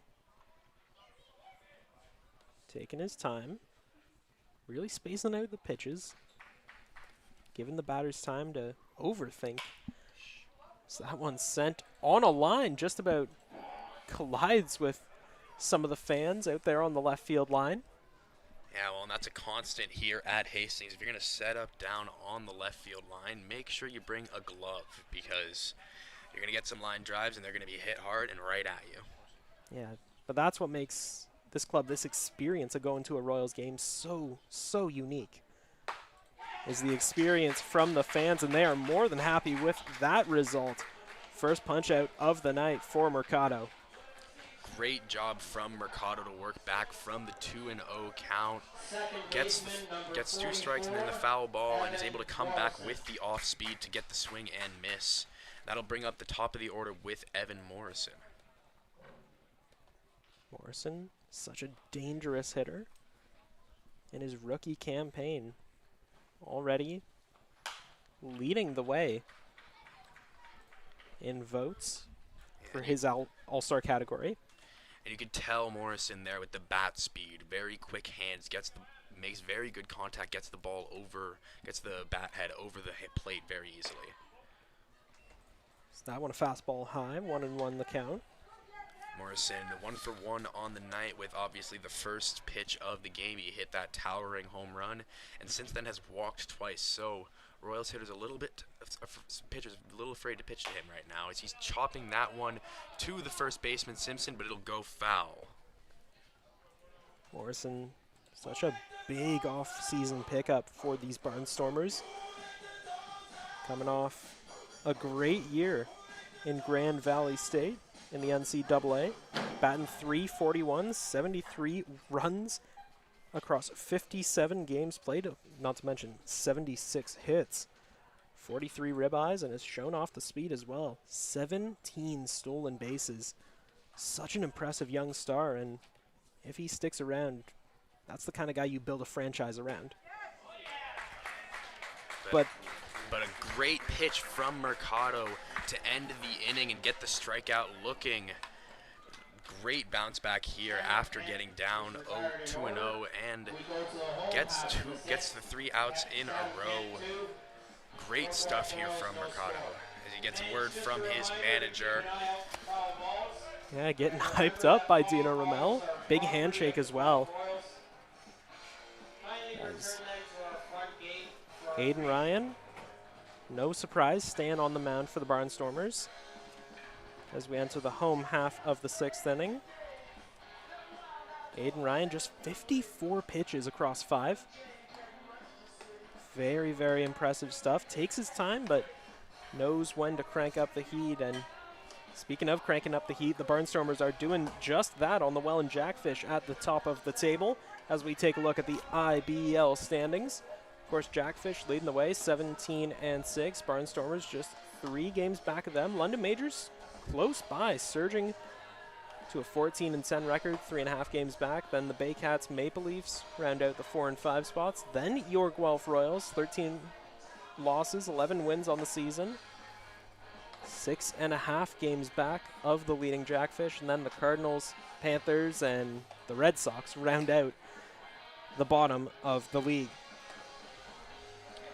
Yeah, well, and the Royals, really good opportunity to make up some ground in the IBL here. The Leafs lately, they did win their last game, but have been on a little bit of a skid in the last few weeks. They went 2-1, 1-2 this weekend. 2 games against the Kitchener Panthers. 1-1, lost the other one. So definitely, Royals win tonight. They will be tied for 5th place with the Maple Leafs. Number 50, Ashton Patterson. Now Ashton Patterson steps up to the dish, the man known as the Road Runner, known for his exceptional speed and otherworldly defensive prowess out there in left field. Former Guelph Griffin as well. Repping the hometown club. Takes that one low, 1-0 the count. Good eye from Patterson to just spit on the off speed there, and this is the kind of thing that you want from your number 9 hitter. You want to be taking good at bats. As that slides and will just make it into the zone. It breaks in at the very last minute. A great pitch there from Ryan. Yeah, he's really done a lot with his placement tonight. Putting it right where he wants. And it's yielded the right results for the Barnstormers as now a 1-2 count. Ryan really takes his time in between pitches. But really it's 2 strike counts where he delivers the heat and finds just that there, getting Patterson with the punch out. Patterson, quick hands, gets the bat over the plate fairly easily, but you could tell there on the last 2 pitches of the at-bat that he wasn't necessarily sticking with the pitch, keeping his head down the way he should. So no matter how hard you swing the bat, if you're not watching the ball the whole way through, you're not going to hit it. That'll bring up J.D. Williams, former Cincinnati Reds prospect. Looking to raise the Royals prospects to getting back in this one as he takes that outside. 1-0 the count. For Williams, the punch out has been a problem so far this season. Has been chasing too much, but finds all of that one. Makes his mark on this one as he picks up a 1-out hit. Nice job from Williams. They're hitting the ball where it's pitched, takes the outside pitch, lines it over the first baseman's head, and is now the Royals are in business with a runner on base and the number 2 hitter at the plate. Now this is a dangerous situation for the Barnstormers. Ryan's going to have his back to J.D. Williams, who is known around these parts as Mr. Left Turns Only, a speed demon, matched probably only by Ashton Patterson on this Royals roster. Runner doesn't go. That one drops in for a ball. 1-0 the count. You can see third baseman Robert Mackey is just about playing level with the grass. Last time up, Simpson did lay down a bunt, so anticipating something like that here in this at-bat. And that one just nicks the outside corner for strike number 1. Williams up to 3 stolen bases in the season so far. That being said, a short lead over at first. They're going to try the pickoff attempt, but no dice. Gets back with time to spare. Still a 1-1 count on Blake Simpson. 1 out and a runner at first. We haven't seen Ryan pitch with runners on very much tonight. As Williams goes for second, the throw is in time for the out. What a play by the catcher Ota to get the out. Just a quick release there. Williams had a decent jump, but to no avail as the Royals now face 2 outs. That throw, Ota this world. I'll see myself out. Yeah, just an absolute dime right up to second base. Sadler Goodwin in there to make the tag. Beautiful defensive display. But now a little offense as Simpson sends that one into right field. Picks up the 2-out single. Yeah, well, just a tough turn of events there. Williams was on base, but, you know, getting a little bit risky with the stolen base there, and he ends up getting caught. And now the Royals, who could have had runners on first and second with no outs, are now facing 2 outs with a runner on first. But they do have Garrett Takamatsu, the veteran, at the plate right now. So still anyone's game here in the 6th. Yep, it's not over till it's over. Plenty of baseball still left to be played in this one. No activity in the Barnstormers bullpen, so it looks like Aiden Ryan will be going the distance as he delivers his 65th pitch of the game. Well, and I think that's a good call from the Barnstormers. Ryan still handling the ball, controlling it fairly well here, was able to get 2 outs in the inning. A little bit of hard contact here and there, but nothing too crazy. Yeah. Takes a second, freshens up, and that does look like the young gun, Ethan Hammond, waiting in the on-deck circle, taking the place of Liam Wilson in the DH spot. Now whether that's here in the 6th or out in the 7th, yet to be determined, as that one in for a strike, 1-1 the count. A mean slider from Ryan. Simpson, the runner at first. 2 outs here in the bottom of the 6th.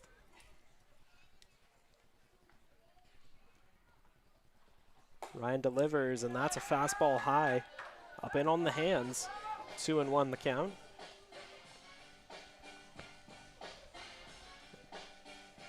Yeah, Takamatsu showing off that veteran vision up at the dish.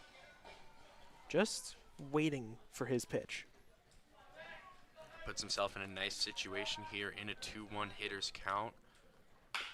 As he chops that one to the shortstop, he flips it over to the second baseman, Morrison, and that will end the inning for the Barnstormers.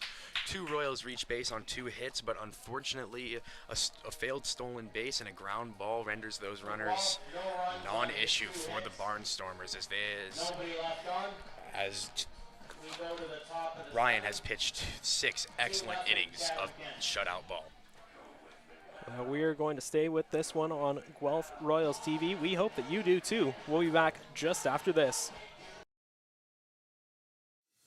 Get ready, Hamilton. It's the 2025 IBL Home Run Derby and All-Star Game. Hosted by the Hamilton Cardinals at beautiful Bernie Arbor Stadium. Watch the league's top sluggers crush moonshots in the Derby. Then see the best of the best go head-to-head under the lights in the All-Star Game. Grab your tickets now at HamiltonCardinals.com, because this summer, the stars shine brightest in Hamilton.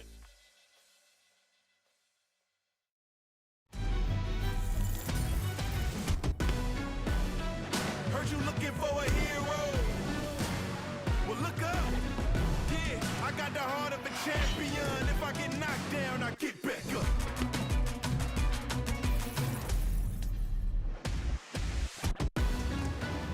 I got the heart of a champion. If I get knocked down, I get back up. Hard line drive up the middle. Whoa! Lindor out of nowhere. How did he do that? That Lindor can play. I don't know about that hair. And don't get me started on those gloves. I don't know. I kind of like it. It's time for a revolution. The Ref 1X by Ronald.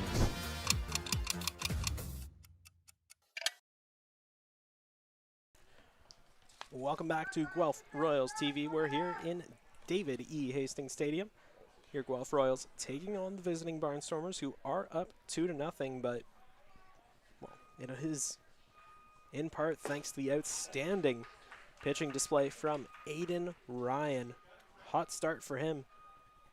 Not even past the 70 pitch mark through 6. But we'll talk about him a little later. Nelson Mercado stays in for the Royals. Brings himself to a 1-1 count with that slider. Mercado had an excellent top of the 6th, getting a 3-up, 3-down inning, striking out. So that one's chopped to the first base line, but it's a foul ball. striking out 2 in the top of the 6th. Oh, looking for one more here with the 1-2 count.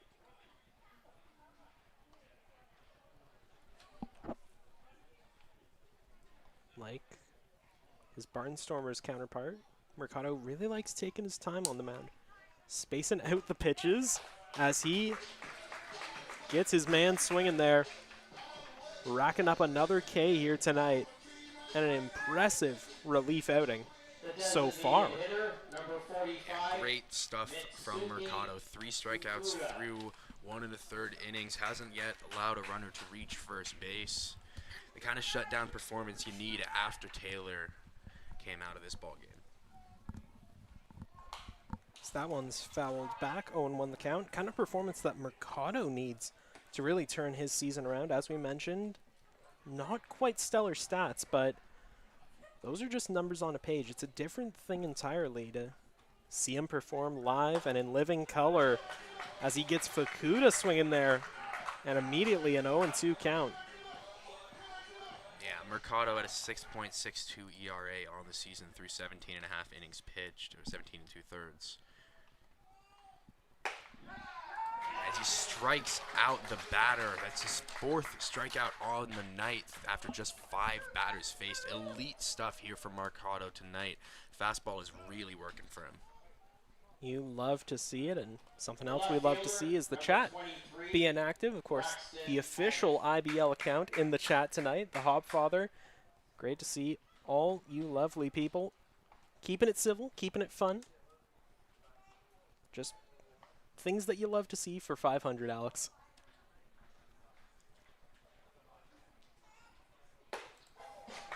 Fastball working for Mercado as he blows it by Gallo for strike number 1.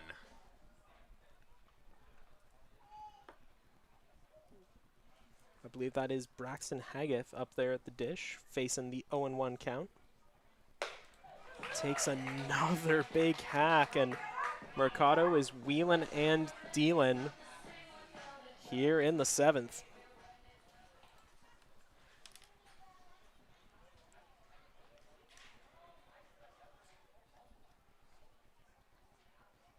Gets set and delivers. Just a bit outside with that one. Fastball aimed at the corner, narrowly missing there, brings it to a 1-2 count. 3 straight fastballs in the at-bat for Mercado. And you know, if it's good enough, you can just blow it right past them. That one is chopped foul. Haggith able to get just a piece of that one, staying alive here, and the count remains 1-2. And you can tell by the way that he walked up to the dish that he's a little frustrated. Not quite been his night. Looking to change things around here. As Mercado delivers the 1-2. That one sent up the middle through the gap. J.D. Williams will get to it and holds the runner at first. But it will be a runner aboard here for the Panda, Seth Strong. Yeah, tough at bat there for Mercado. 5 straight fastballs, and eventually Haggith was just able to time it up after that foul ball there and puts it straight up the middle for a base hit. And now he has to deal with Seth Strong. Yeah, the freewheeling fastballer Mercado up against the pure power of Seth Strong. Call it a clash of titans, if you will. As that one outside for a ball. 1-0 the count. Royals have had Strong's number up until this point, 0 for 3 on the night. As that one's a fly ball into the left center gap. And that is off the wall. Patterson picks it up, throws it to the cutoff man, and a run will come in to score for the Barnstormers, and it'll be a 3-0 ball game. The Panda's power pays off. Say that 10 times fast. As Patterson collided with the wall, just about at that 397 sign. The catcher, number 8. And, I mean, you could hear from here the thud that the ball made when it collided with that wall. out there in right center field. Yeah. Left center field, I should say. Very hard hit ball from Strong there. Just barely stays in the park. He hits it to any other place other than that corner at 397 in the gap. That's probably a home run, but great job there by Patterson to stay with it as he is feeling it a little bit. Hands on the knees out there. Yeah. Taking a mound visit here to give his left fielder some time to recover. But a good job to stay with it. Hold Strong to just a double and only allow 1 run to score. Yeah. We mentioned before that Patterson, known for his speed and defensive abilities, getting to display both as he holds Strong to just a double. Panda picks up his first hit of the game and an RBI double at bat.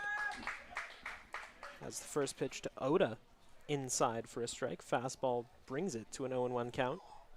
Mercado unfazed by the double, still willing to put the fastball over the plate, truly believes he can blow it by the hitter at any time. And that'll be strike number 2, second straight fastball here in this at-bat, and he's now got the bat Oda on the ropes here. Royals fans showing their support, rallying behind the home side. Mercado checks in on his runner and delivers. That one on the ground. Gallo ranging over to his right, flips it on to first. So the damage is done, but minimal at that. Just a run off the RBI double from Seth Strong. We go to the 7th inning stretch. But the amount of runners left on base by the Barnstormers cannot be ignored. It's been, frankly, missed opportunity after missed opportunity to cash in some of these guys. And Noam, do you think they have enough in them to change it in these next 2 innings? I mean, look, I'll say this. Despite all the runners left on base, Barnstormers are still up 3-0 here in this game, but it's not the kind of situation you want to be in. You want to be driving in those runners, giving yourself a way more comfortable lead than 3-0, because, you know, 3-0 can still change with 1 swing of the bat. So I think the Barnstormers just kind of are going to need to rely on their pitching for the rest of this game, and, you know, they are doing a great job with that. Ryan still at just 70 pitches on the night, back out here for the 7th inning. So they're getting the pitching performances they need, and they're doing just enough to score the runs on the night. So it's tough to say. It would be nice for the Barnstormers to get more runners around when they're on base, but they're still playing a solid brand of baseball even without those runners scoring. Yeah, they have the pedigree. I mean, it's a dangerous lineup tonight, top to bottom. But, you know, I think it speaks volumes when someone the caliber of a Seth Strong, you know, is 1 for 4 on the night so far. Yeah, 1 for 4 with 2 double plays on the night. That's the thing. Taylor and Mercado have both done an excellent job of limiting the damage here tonight, but unfortunately, Guelph's bats have not been able to do their part. That is going to flip things over to the new DH up at the dish for the Royals, Ethan Hammond. Batting .213 on the season. Not quite hitting the levels of last year where he finished the regular season hitting .304, but plenty of season to turn that around.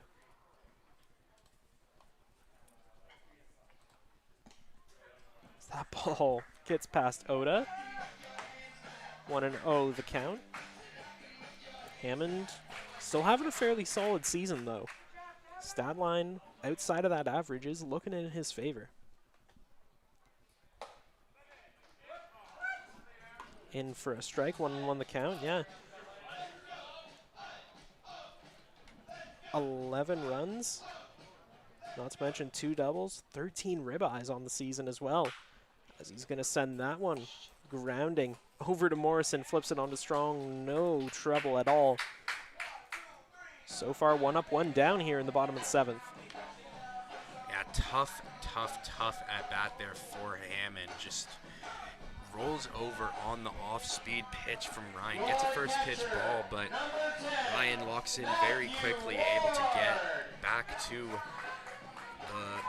controlling the count, and Hammond just couldn't come up with it. And that'll bring up Matthew Ward, who is 0 for 2 on the night with a strikeout.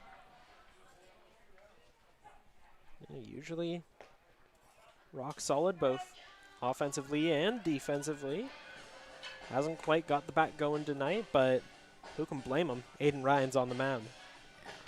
Ryan, control's looking a little bit more shaky right now compared with how it was earlier in the night. 2 pitches or 2 at-bats in a row as that one's flied to center field.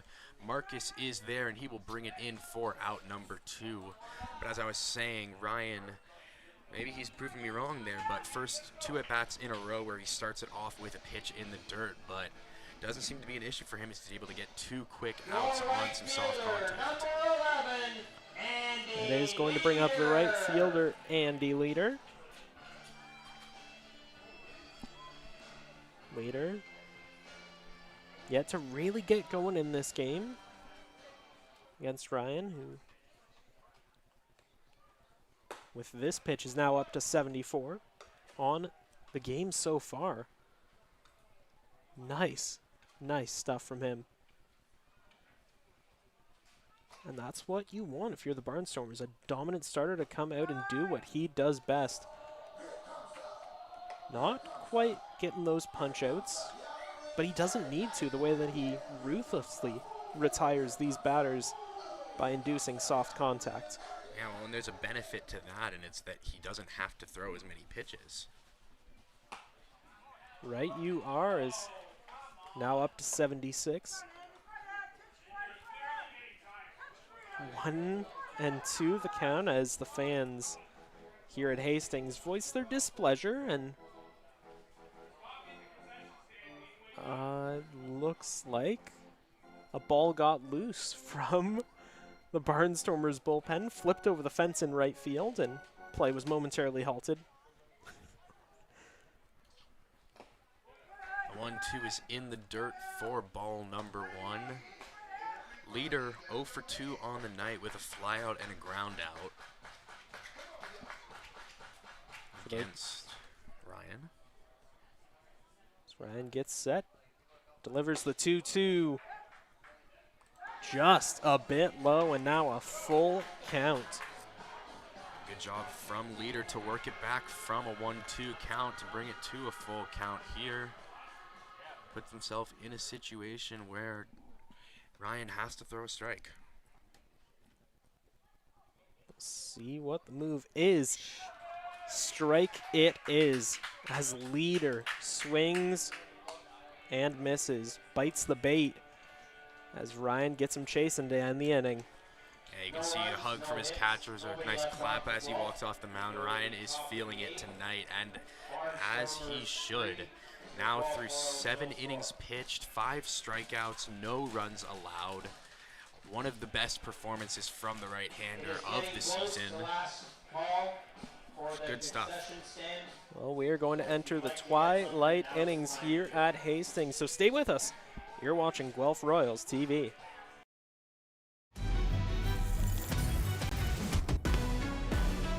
Heard you looking for a hero. Well, look up. Yeah, I got the heart of a champion. If I get knocked down, I get back up.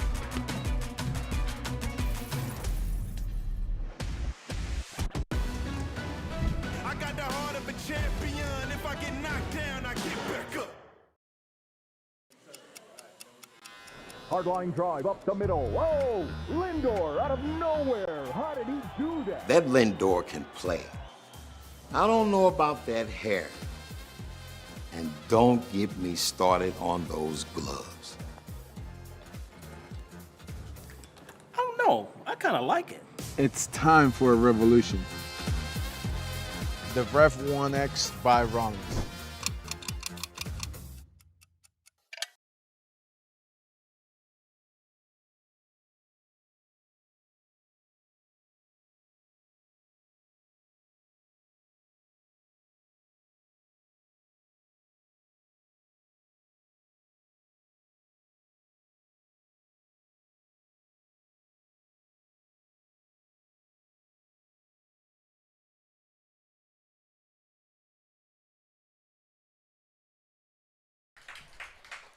And we are back here at David E. Hastings Stadium. Oscar Mercado still on the mound here after 2 excellent innings of work, and he will pitch to Houston Ota of the Chatham Kent Barnstormers. Ota 1 for 4 on the night, batting .283 on the season. 11 strikeouts as he fouls off strike number 1. My mistake, it's Sattler Goodwin. Mercado starting to settle in on the mound. Already has quite a few punch-outs to his name, and looking to rack up one more, is now already up to an 0-2 count. Goodwin taking a second to collect himself.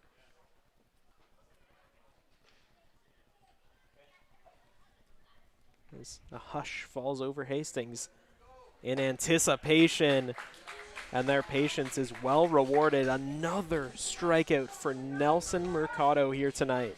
Yeah, great stuff from Mercado, entering the night coming off of not a great performance.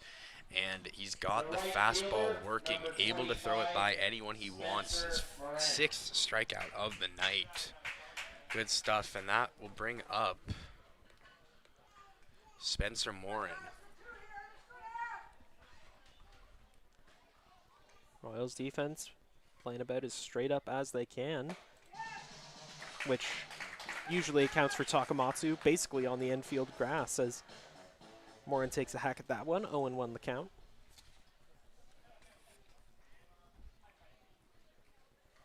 And no change despite the first strike.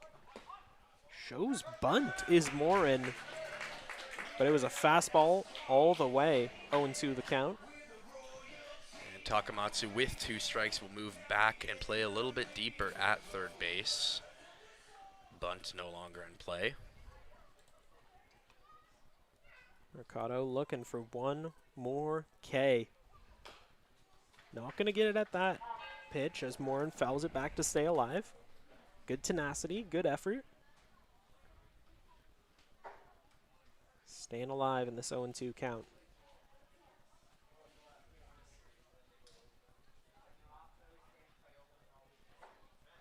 Mercado getting set. And delivers. Fastball high and outside, 1-2 the count.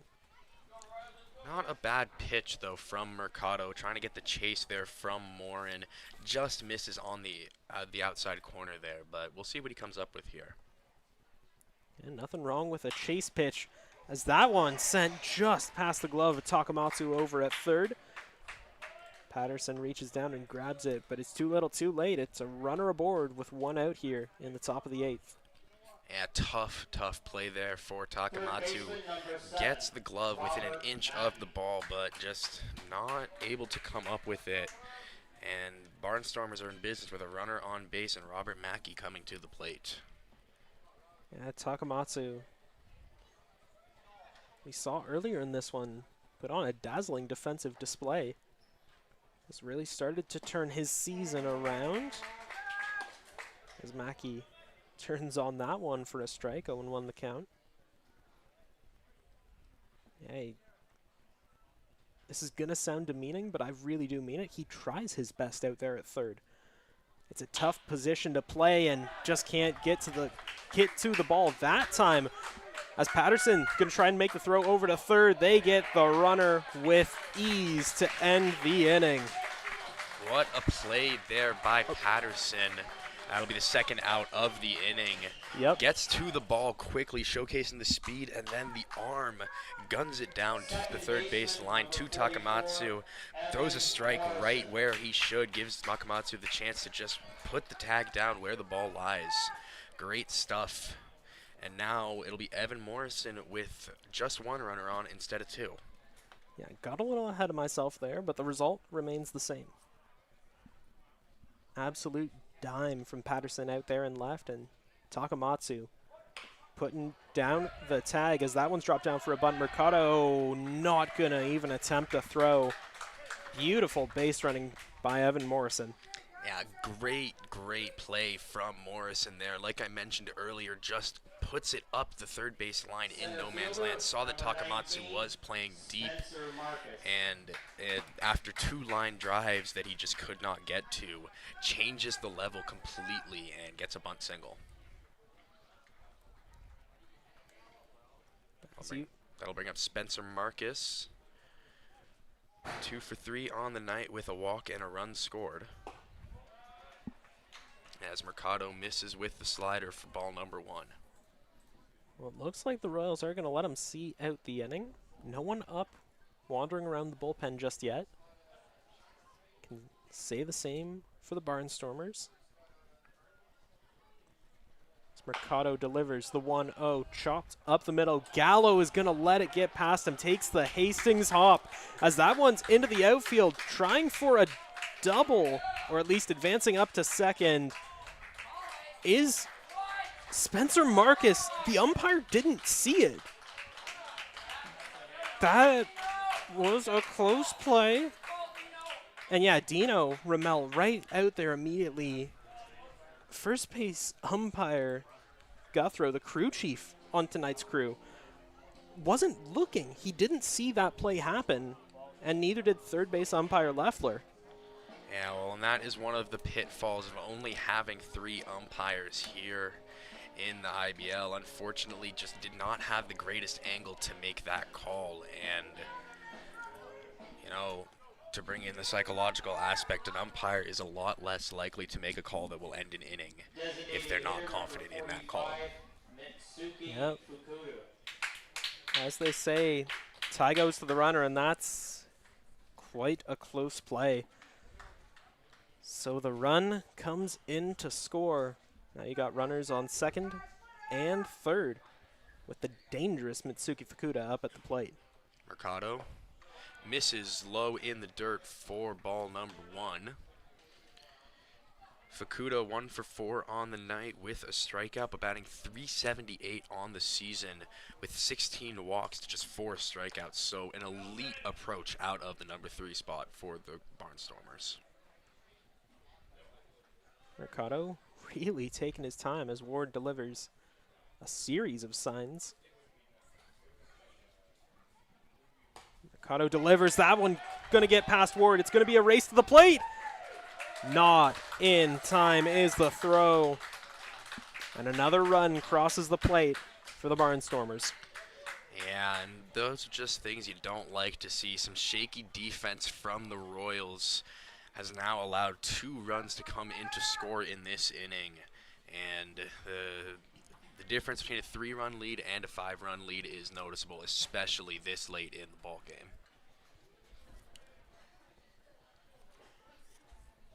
And through a myriad of circumstances, the Royals have paid dearly here in the top of the 8th, allowing 2 runs with 2 outs up there on the board. As that one's fouled back, 2-1 the count. Fouled away, I should say.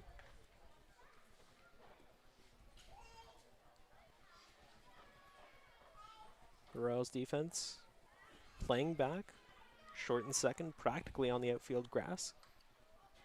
Marcus hits a fly ball to left field.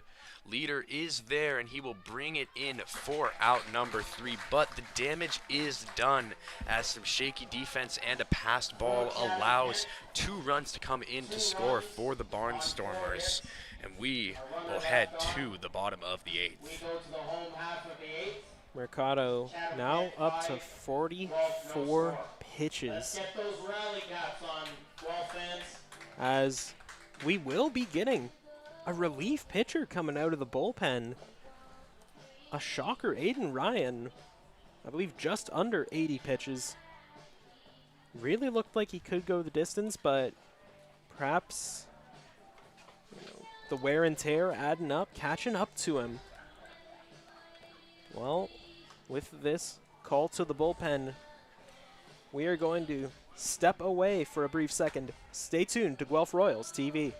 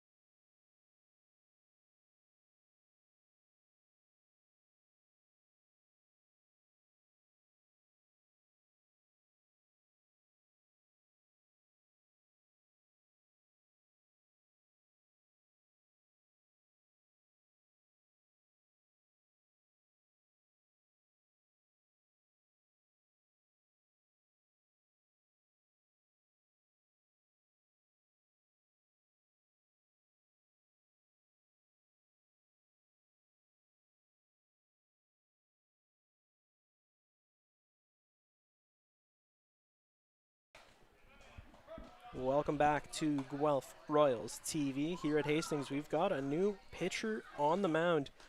Bottom of the 8th inning for those of you just joining us.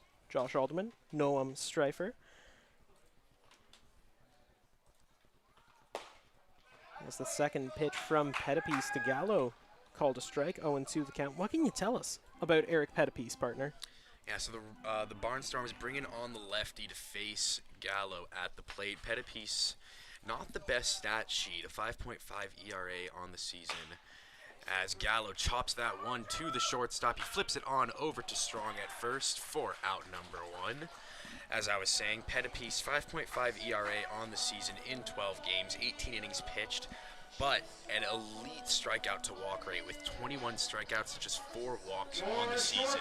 So clearly the stuff is there for him, and the control is elite, but he's just got to do a better job of limiting the hard contact, which, as you can see against Gallo, he just did in that first at-bat.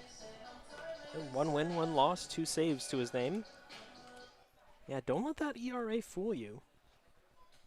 One of the best relievers in this league, as the check swing is going to find some outfield grass. Big 1-out single there for Carson Burns. Well, and that is the beauty of baseball. Some hard hit balls right at fielders don't get down, but a little check swing bloop like that lands for a base hit.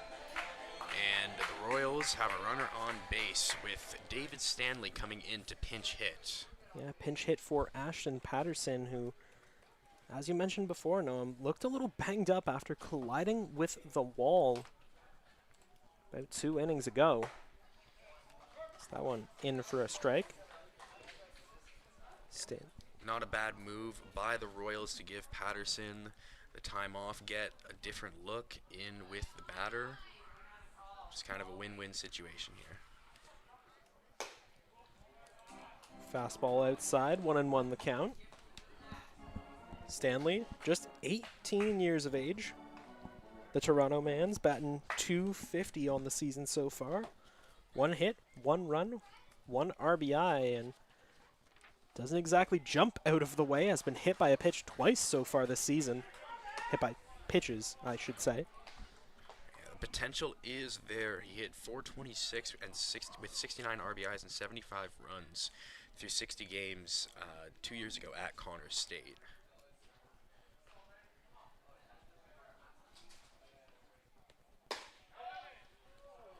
So that one misses just off the plate for ball number 2. Yeah, 2-2 count. Runner on first. 1 out here in the bottom of the 8th.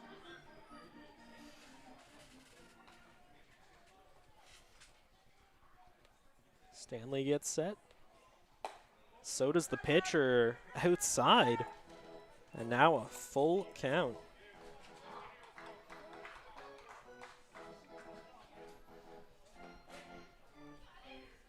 Oda feigned like he was going to throw over to first. But no dice there. 3-2 now the count. Pettipies gets set and gets the punch out. Big swing and a miss from David Stanley, so the gamble doesn't pay off. Yeah, good sequencing there from Barnstormers. Just gets a fastball over the plate and comes back with the off speed, just completely changing the speed on Stanley, who's out in front for strike number 3. That'll bring up the lead-off man, J.D. Williams. Mr. Left Turns only got caught stealing off of a single last time up.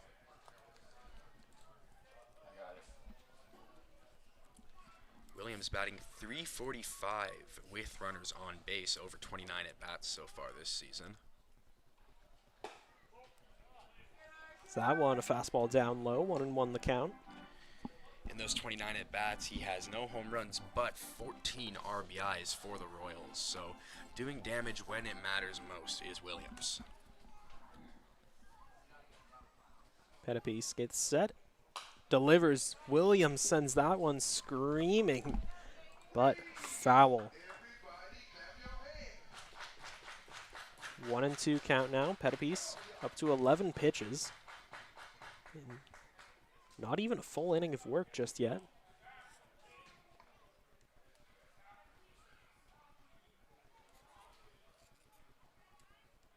Get set. 1-2 to Williams.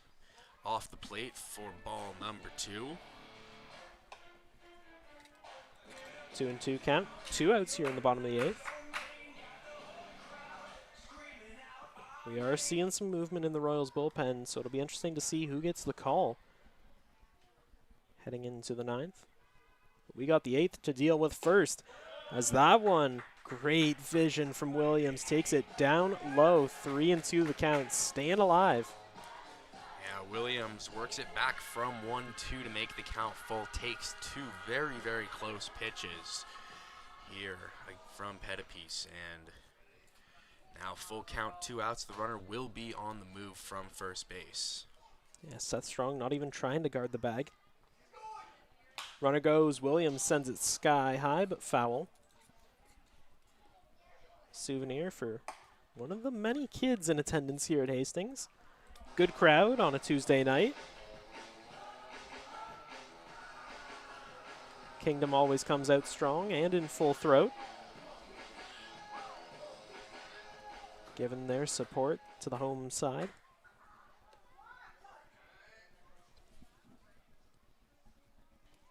Pettipies with the payoff pitch. Fouled away again. J.D. Williams staying alive yet again here. Williams with an on-base percentage of 467 against the Chatham Kent Barnstormers this season. Slugging 462, good for an OPS of 928 against the Barnstormers. Pettipies gets set. Tries once more. Gets the strikeout, and J.D. Williams is none too pleased. Still pleading his case to Chris Long, who has long since moved on. That is going to do it for the 8th inning of play, and they say diamonds are made under pressure. It's time to see who's going to shine under the bright lights here at Hastings. 9th inning coming up on Guelph Royals TV.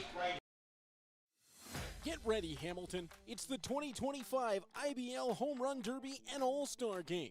Hosted by the Hamilton Cardinals at beautiful Bernie Arbor Stadium. Watch the league's top sluggers crush moonshots in the Derby. Then see the best of the best go head-to-head under the lights in the All-Star Game. Grab your tickets now at HamiltonCardinals.com, because this summer, the stars shine brightest in Hamilton.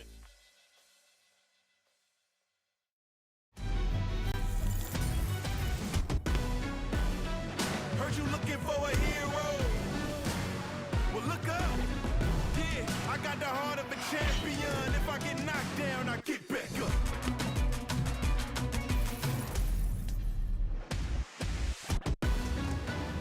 I got the heart of a champion. If I get knocked down, I get back up.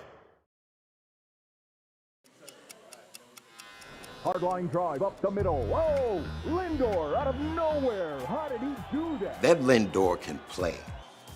I don't know about that hair. And don't get me started on those gloves. I don't know. I kind of like it. It's time for a revolution. The Ref 1X by Rollins.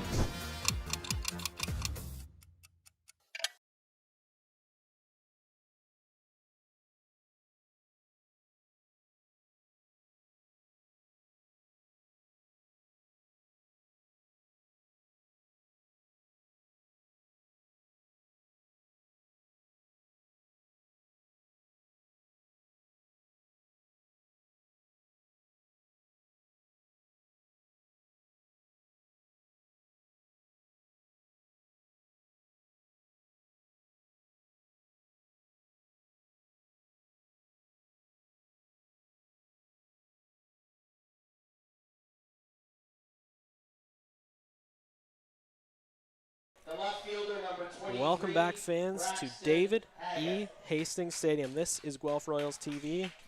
Josh Alderman, Noam Streifer on the call. The visiting Barnstormers up big, 5-0 on your Guelph Royals as we enter crunch time.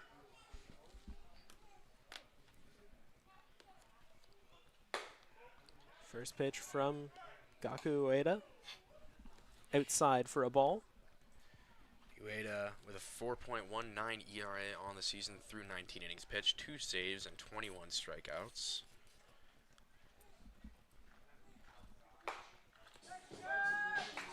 Mean changeup that breaks at the last second. Brings this to an even count, 1-1.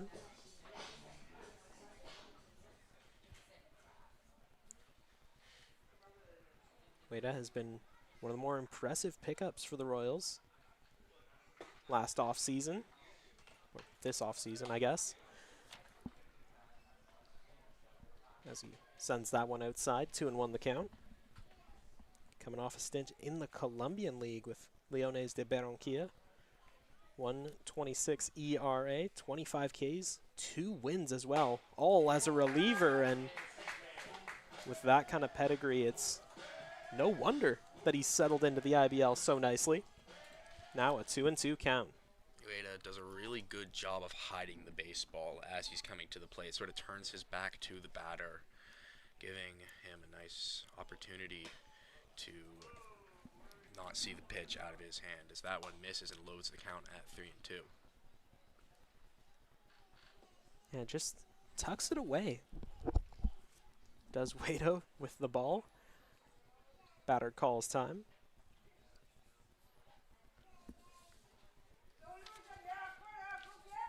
Haggett 3 for 4 on the night with a run scored, batting .222 on the season. And that one, a slider, just misses. I was going to say now 3-2, but no, that is the 4th ball of the at-bat. So Haggett advances up to first, and that brings up the Panda, Seth Strong. Strong hit a double off the wall in his last at-bat, hit it deep to the corner in left center field. Just missed a home run, but did bring in an RBI in that at-bat, so tough test here for Ueda. And he'll place a slider nicely over the outside corner for strike number 1. Yeah, if there was really any breeze at all here in the Royal City, that one would have been gone, but yeah, just bounces off the wall out there. Just by the 397 mark in deep left center field. That's that one, a fastball outside, 0-2 the count.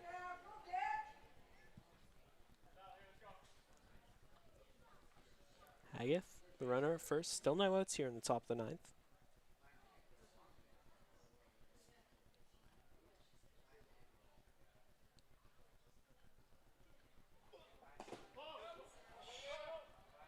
Ueda sends that one, a fastball down in the dirt.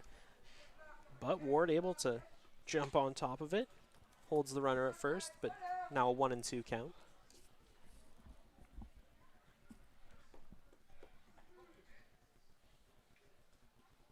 Seth Strong, such a dangerous hitter. I mean, we've talked all broadcast about his previous exploits.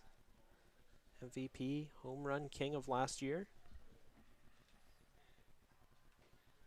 Looking to do some damage as Ueda delivers the 1-2. That one sent flying right into J.D. Williams' glove out in center field. Just a thing of beauty, that pitch from Ueda. Good pitch there from Ueda, gets the fly ball from Strong. Nice job by J.D. Williams to get to that ball in the outfield on a line, gets it on the run. Just a nice play all around by the Guelph Royals. That's going to bring up Yoshinoda. Waiting on deck is Sadler Goodwin. Of course, Spencer Morin waiting in the wings, should it come to that. Ueda, not even attempting the throw there, just almost like sending a message to Haggith, like, yeah, I got my eye on you. I could try and pick you off, but I won't. You'll get away with it this time. Mind games. You gotta love it. And that one misses off the plate for ball number 1. Oda 1 for 4 on the night. Single back in the earlier innings of this one. As he gets a swing and a miss there and evens the count at 1-1. Big swing and a miss there.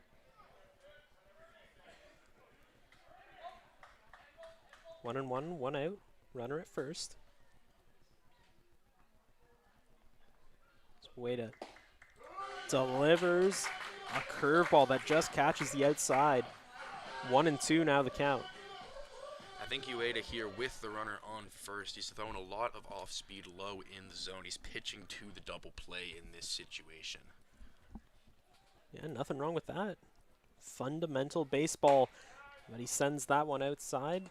I mean, I like the move. It's a count that's working in his favor. Might as well go for it.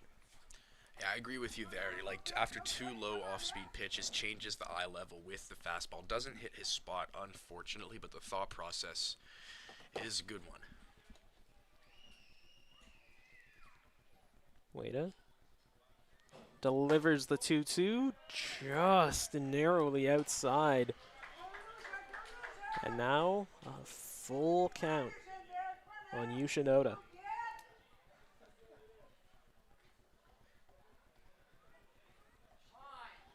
Ueda likes what he sees from Ward.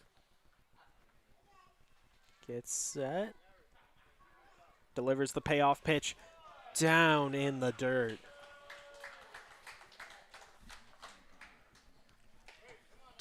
Tough at-bat there for Ueda. Oda with a good eye late in the at-bat, you know, chases a ball in the dirt earlier, spits on the upstairs fastball, and then spits on the off-speed down in the zone on the full count to get the walk.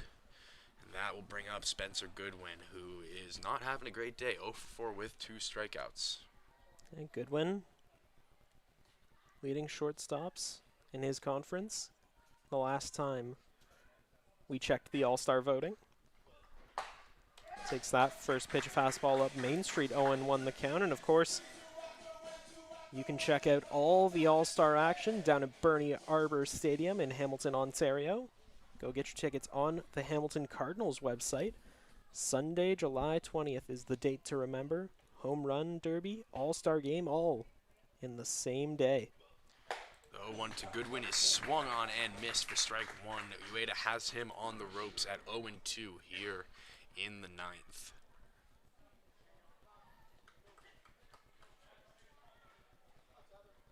And now, as it has many times before, a hush fallen over Hastings in a 2-strike count.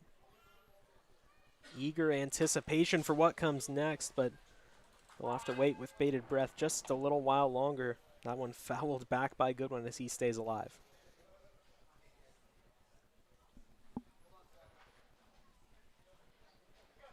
Doesn't look like we're seeing much movement out there in the Barnstormers bullpen. Could very well be that Pettipiece comes in to finish this one off. The 0-2 from Ueda is just off the plate as it gets away from the catcher, but no harm done as he stays with it, holds the runner at second base. That's the 3rd time now in this inning that Ueda's thrown a pitch in the dirt that's gotten away from Ward. Not something you'd want to see if you're Dino Ramel and the Royals.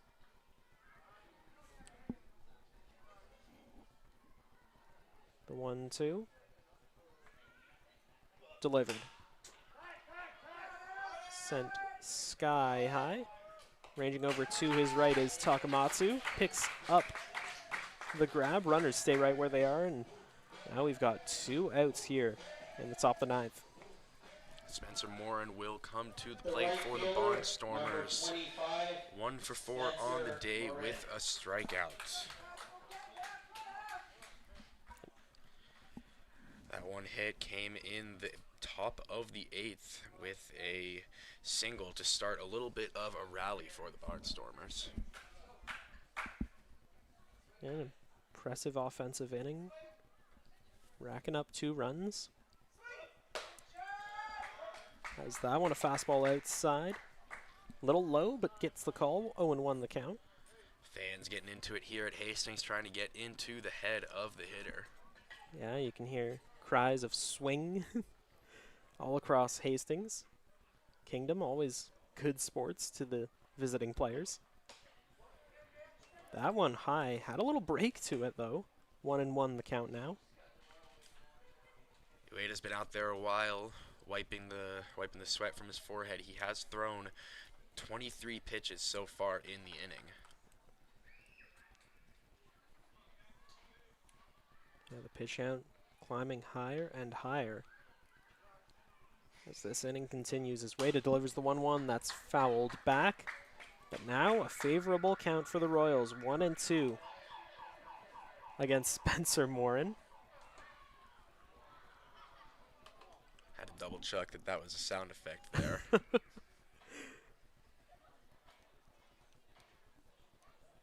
Always a good time in here at Hastings. Ueda looking to make sure the party keeps going. That one chopped on the ground. And the tag is made to end the inning.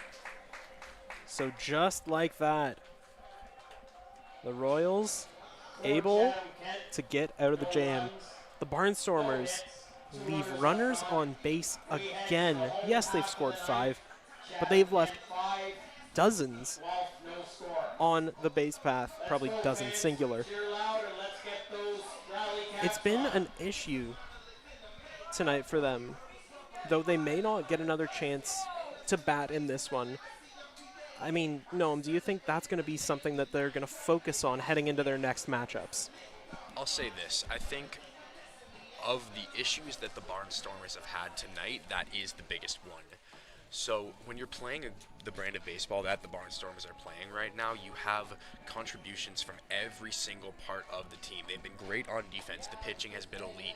The timely hitting has been okay, but they've gotten enough across to have a comfortable lead here in the bottom of the 9th. So I do believe that the Barnstormers will head back to the clubhouse and say, good win, but here's something we can work on, as any good athlete and organization should be doing. But at the same time, it's not that big of an issue when you're playing well on the other sides of the ball, because not every single thing, not every part of the machine is going to be moving for the Barnstormers tonight, but just enough is happening for them to have a 5-run lead here in the 9th. Yeah, the Barnstormers, so impressive for an organization now about partway through their 2nd ever season to be making these strides, climbing up the leaderboard. I mean, so impressive to put together the team that they have. Amazing, utterly amazing. And for, you know, their takeaway to be in what could be a 5-0 win, their takeaway to be, oh, we could have scored more, I think that's indicative of a good culture, a good team that, yes, you are stranding runners, but when your issues are, we could have had, 7, 8, 9 runs up there on the board tonight, that shows that you're doing something right. Yeah, absolutely. Barnstormers in their 2nd season just playing an excellent brand of baseball. The discipline that we're seeing from these hitters, the defense that we're seeing on the other side of the ball, and the pitching tonight has been excellent. No runs allowed, with a total of 7 strikeouts from both pitchers. Well, that is Mark Nellis up there at the dish, a defensive substitution. Just 18 years old, the freshman at Connors State. Batting .229 this season as he takes a big hack at that one, fouls it back into the glove of Oda. 1-1 the count. Nellis substituting for Simpson, put him over at 3rd and shifted Takamatsu over to 1st. back in the last half of the ninth. That one's fouled way back, out of play. Mark Nellis looking to build off his impressive regular season last year where he batted .323, came around to score 10 times and cashed in 5 as well. Not to mention the 4 doubles that he had to his name. Very impressive stat line for a youngster. Is that one inside, 2-2 the count. Nellis taken all the way there on that pitch. Didn't even think about swinging at it as it was off the plate. Garrett Takamatsu, Ethan Hammond waiting in the wings. That one inside again. Now a full count on Nellis.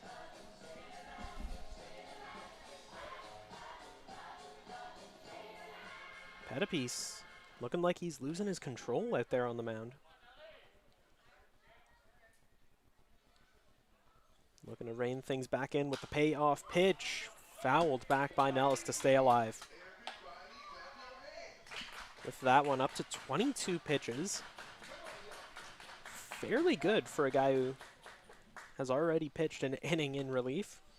Yeah, well, and the strike-to-ball ratio is pretty solid. 15 strikes to just 9 balls on the night, so the control has been there for Pettipiece. And that one misses off the plate, and the Royals are in business with the leadoff man on first, and the big man, Garrett Takamatsu, coming to the plate. And now it looks like we'll be getting a mound meeting. Oh, call to the bullpen. Looks like Pettipiece's night is over. What a night it was for Pettipiece. 1 inning pitched.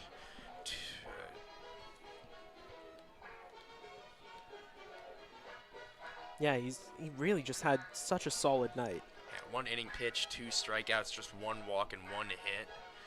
Very solid night. He is on the hook for the runner at first base right now, so remains to be seen where the final stat line will be for him, but pitching from the Barnstormers, nothing less than elite. Well, it is a call to the bullpen.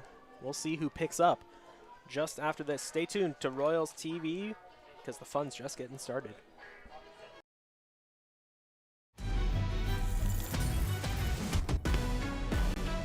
Heard you looking for a hero.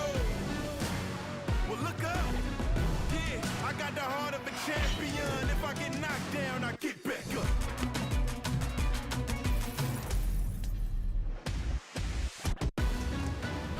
I got the heart of a champion. If I get knocked down, I get back up. Hard line drive up the middle. Whoa! Lindor out of nowhere. How did he do that? That Lindor can play. I don't know about that hair.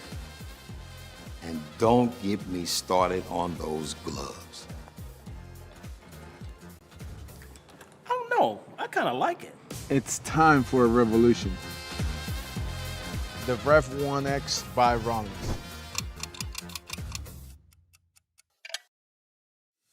Get ready, Hamilton. It's the 2025 IBL Home Run Derby and All-Star Game. Hosted by the Hamilton Cardinals at beautiful Bernie Arbor Stadium. Watch the league's top sluggers crush moonshots in the Derby.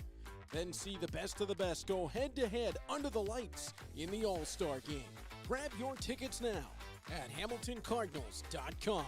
Because this summer, the stars shine brightest in Hamilton.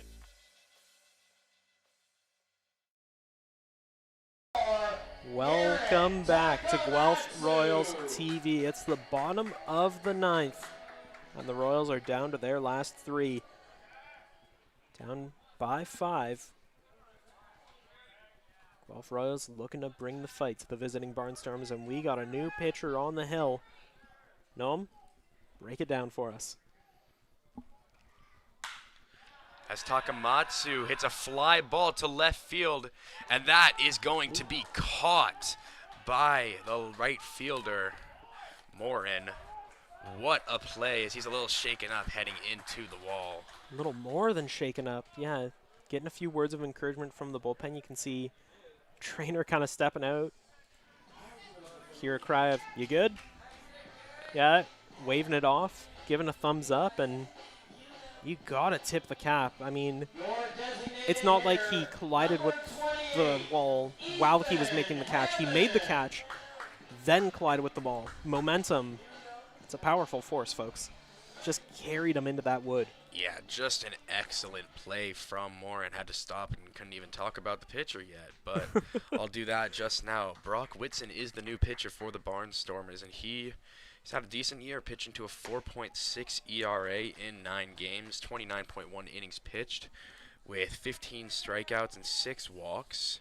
His last time out against the Brantford Red Sox, pitched 2 innings, allowed 2 runs, neither of them earned, on 2 hits, 1 walk, and struck out a batter against Brantford. Yeah, not too shabby at all. As that one, a fastball way outside. Didn't quite have a good grip on that one. 1-1 the count. Hammond at the dish, came in to pinch hit earlier in the night, 0 for 1 on the day.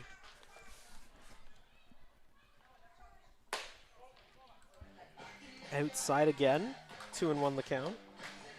Ethan Hammond heading into tonight was batting .213 on the season, but despite that number, 13 RBIs in the season so far. Would love to add another one here. As that one sent past Seth Strong into the outfield. Nellis trying for 3. And he is going to get in, so it is runners on the corners with just 1 out here in the bottom of the 9th. Nellis there showcasing the athleticism, not even a thought in his mind about whether or not he's going to first to third. Gets in there standing up, no throw. Good base running from the Guelph Royals tonight. And that is going to bring up Matthew Ward, the Royals down to their last 2 outs. Matthew Ward fairly unsuccessful at the dish today. I believe he hasn't even recorded a hit. As he steps up, looking to get something done. Slide over the heart of the plate, 0-1 the count. Ward 0 for 3 on the night with a strikeout, so like Josh said, not doing much here, but has an opportunity with runners on base here in the 9th. So that one's fouled back, and the count is set at 0-2. Something I am noticing about Whitson is just the sound that the ball is making as it hits the catcher's mitt. There is some elite velocity coming from him here. Quite the flamethrower up there on the hill as that one's fouled back again. Kind of makes you wish we had a radar gun here at Hastings. Wink, wink, nudge, nudge. Yeah, Whitson thrown with some real heat tonight.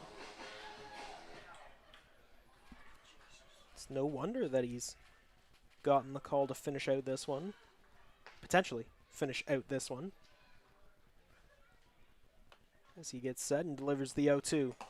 Outside, off of Oda. The runners are going to advance, and the Royals are on the scoreboard. Well, better late than never here for the Guelph Royals. Getting a run on a wild pitch. Some great base running from Nellis to get up to third on the base hit, and then just comes in to score. Immediately takes a step as soon as he sees that the ball gets away. And the Royals, they're not going to get shut out tonight. That much is for sure. Yeah, dangerous combination of a flaming fastball and aimed straight at the dirt. Just got away from Oda, and the Barnstormers pay the price. But so does Ward as he takes a big hack at that one, looking to cash in another run in this inning, but comes up with nothing. So the Royals are down to their last out. It is going to be Andy Leader stepping up to the plate. Leader also not his night. 0 for 3 with a strikeout here. But if he can bring in that run from second, nobody's going to remember the strikeout. Yep. And he takes a big swing at that one. I mean, You can tell right away he's looking to cash in. Hammond at second. It's Whitson. Got his work cut out for him against the former All-Star. I want a fastball over the heart of the plate, and now an 0-2 count.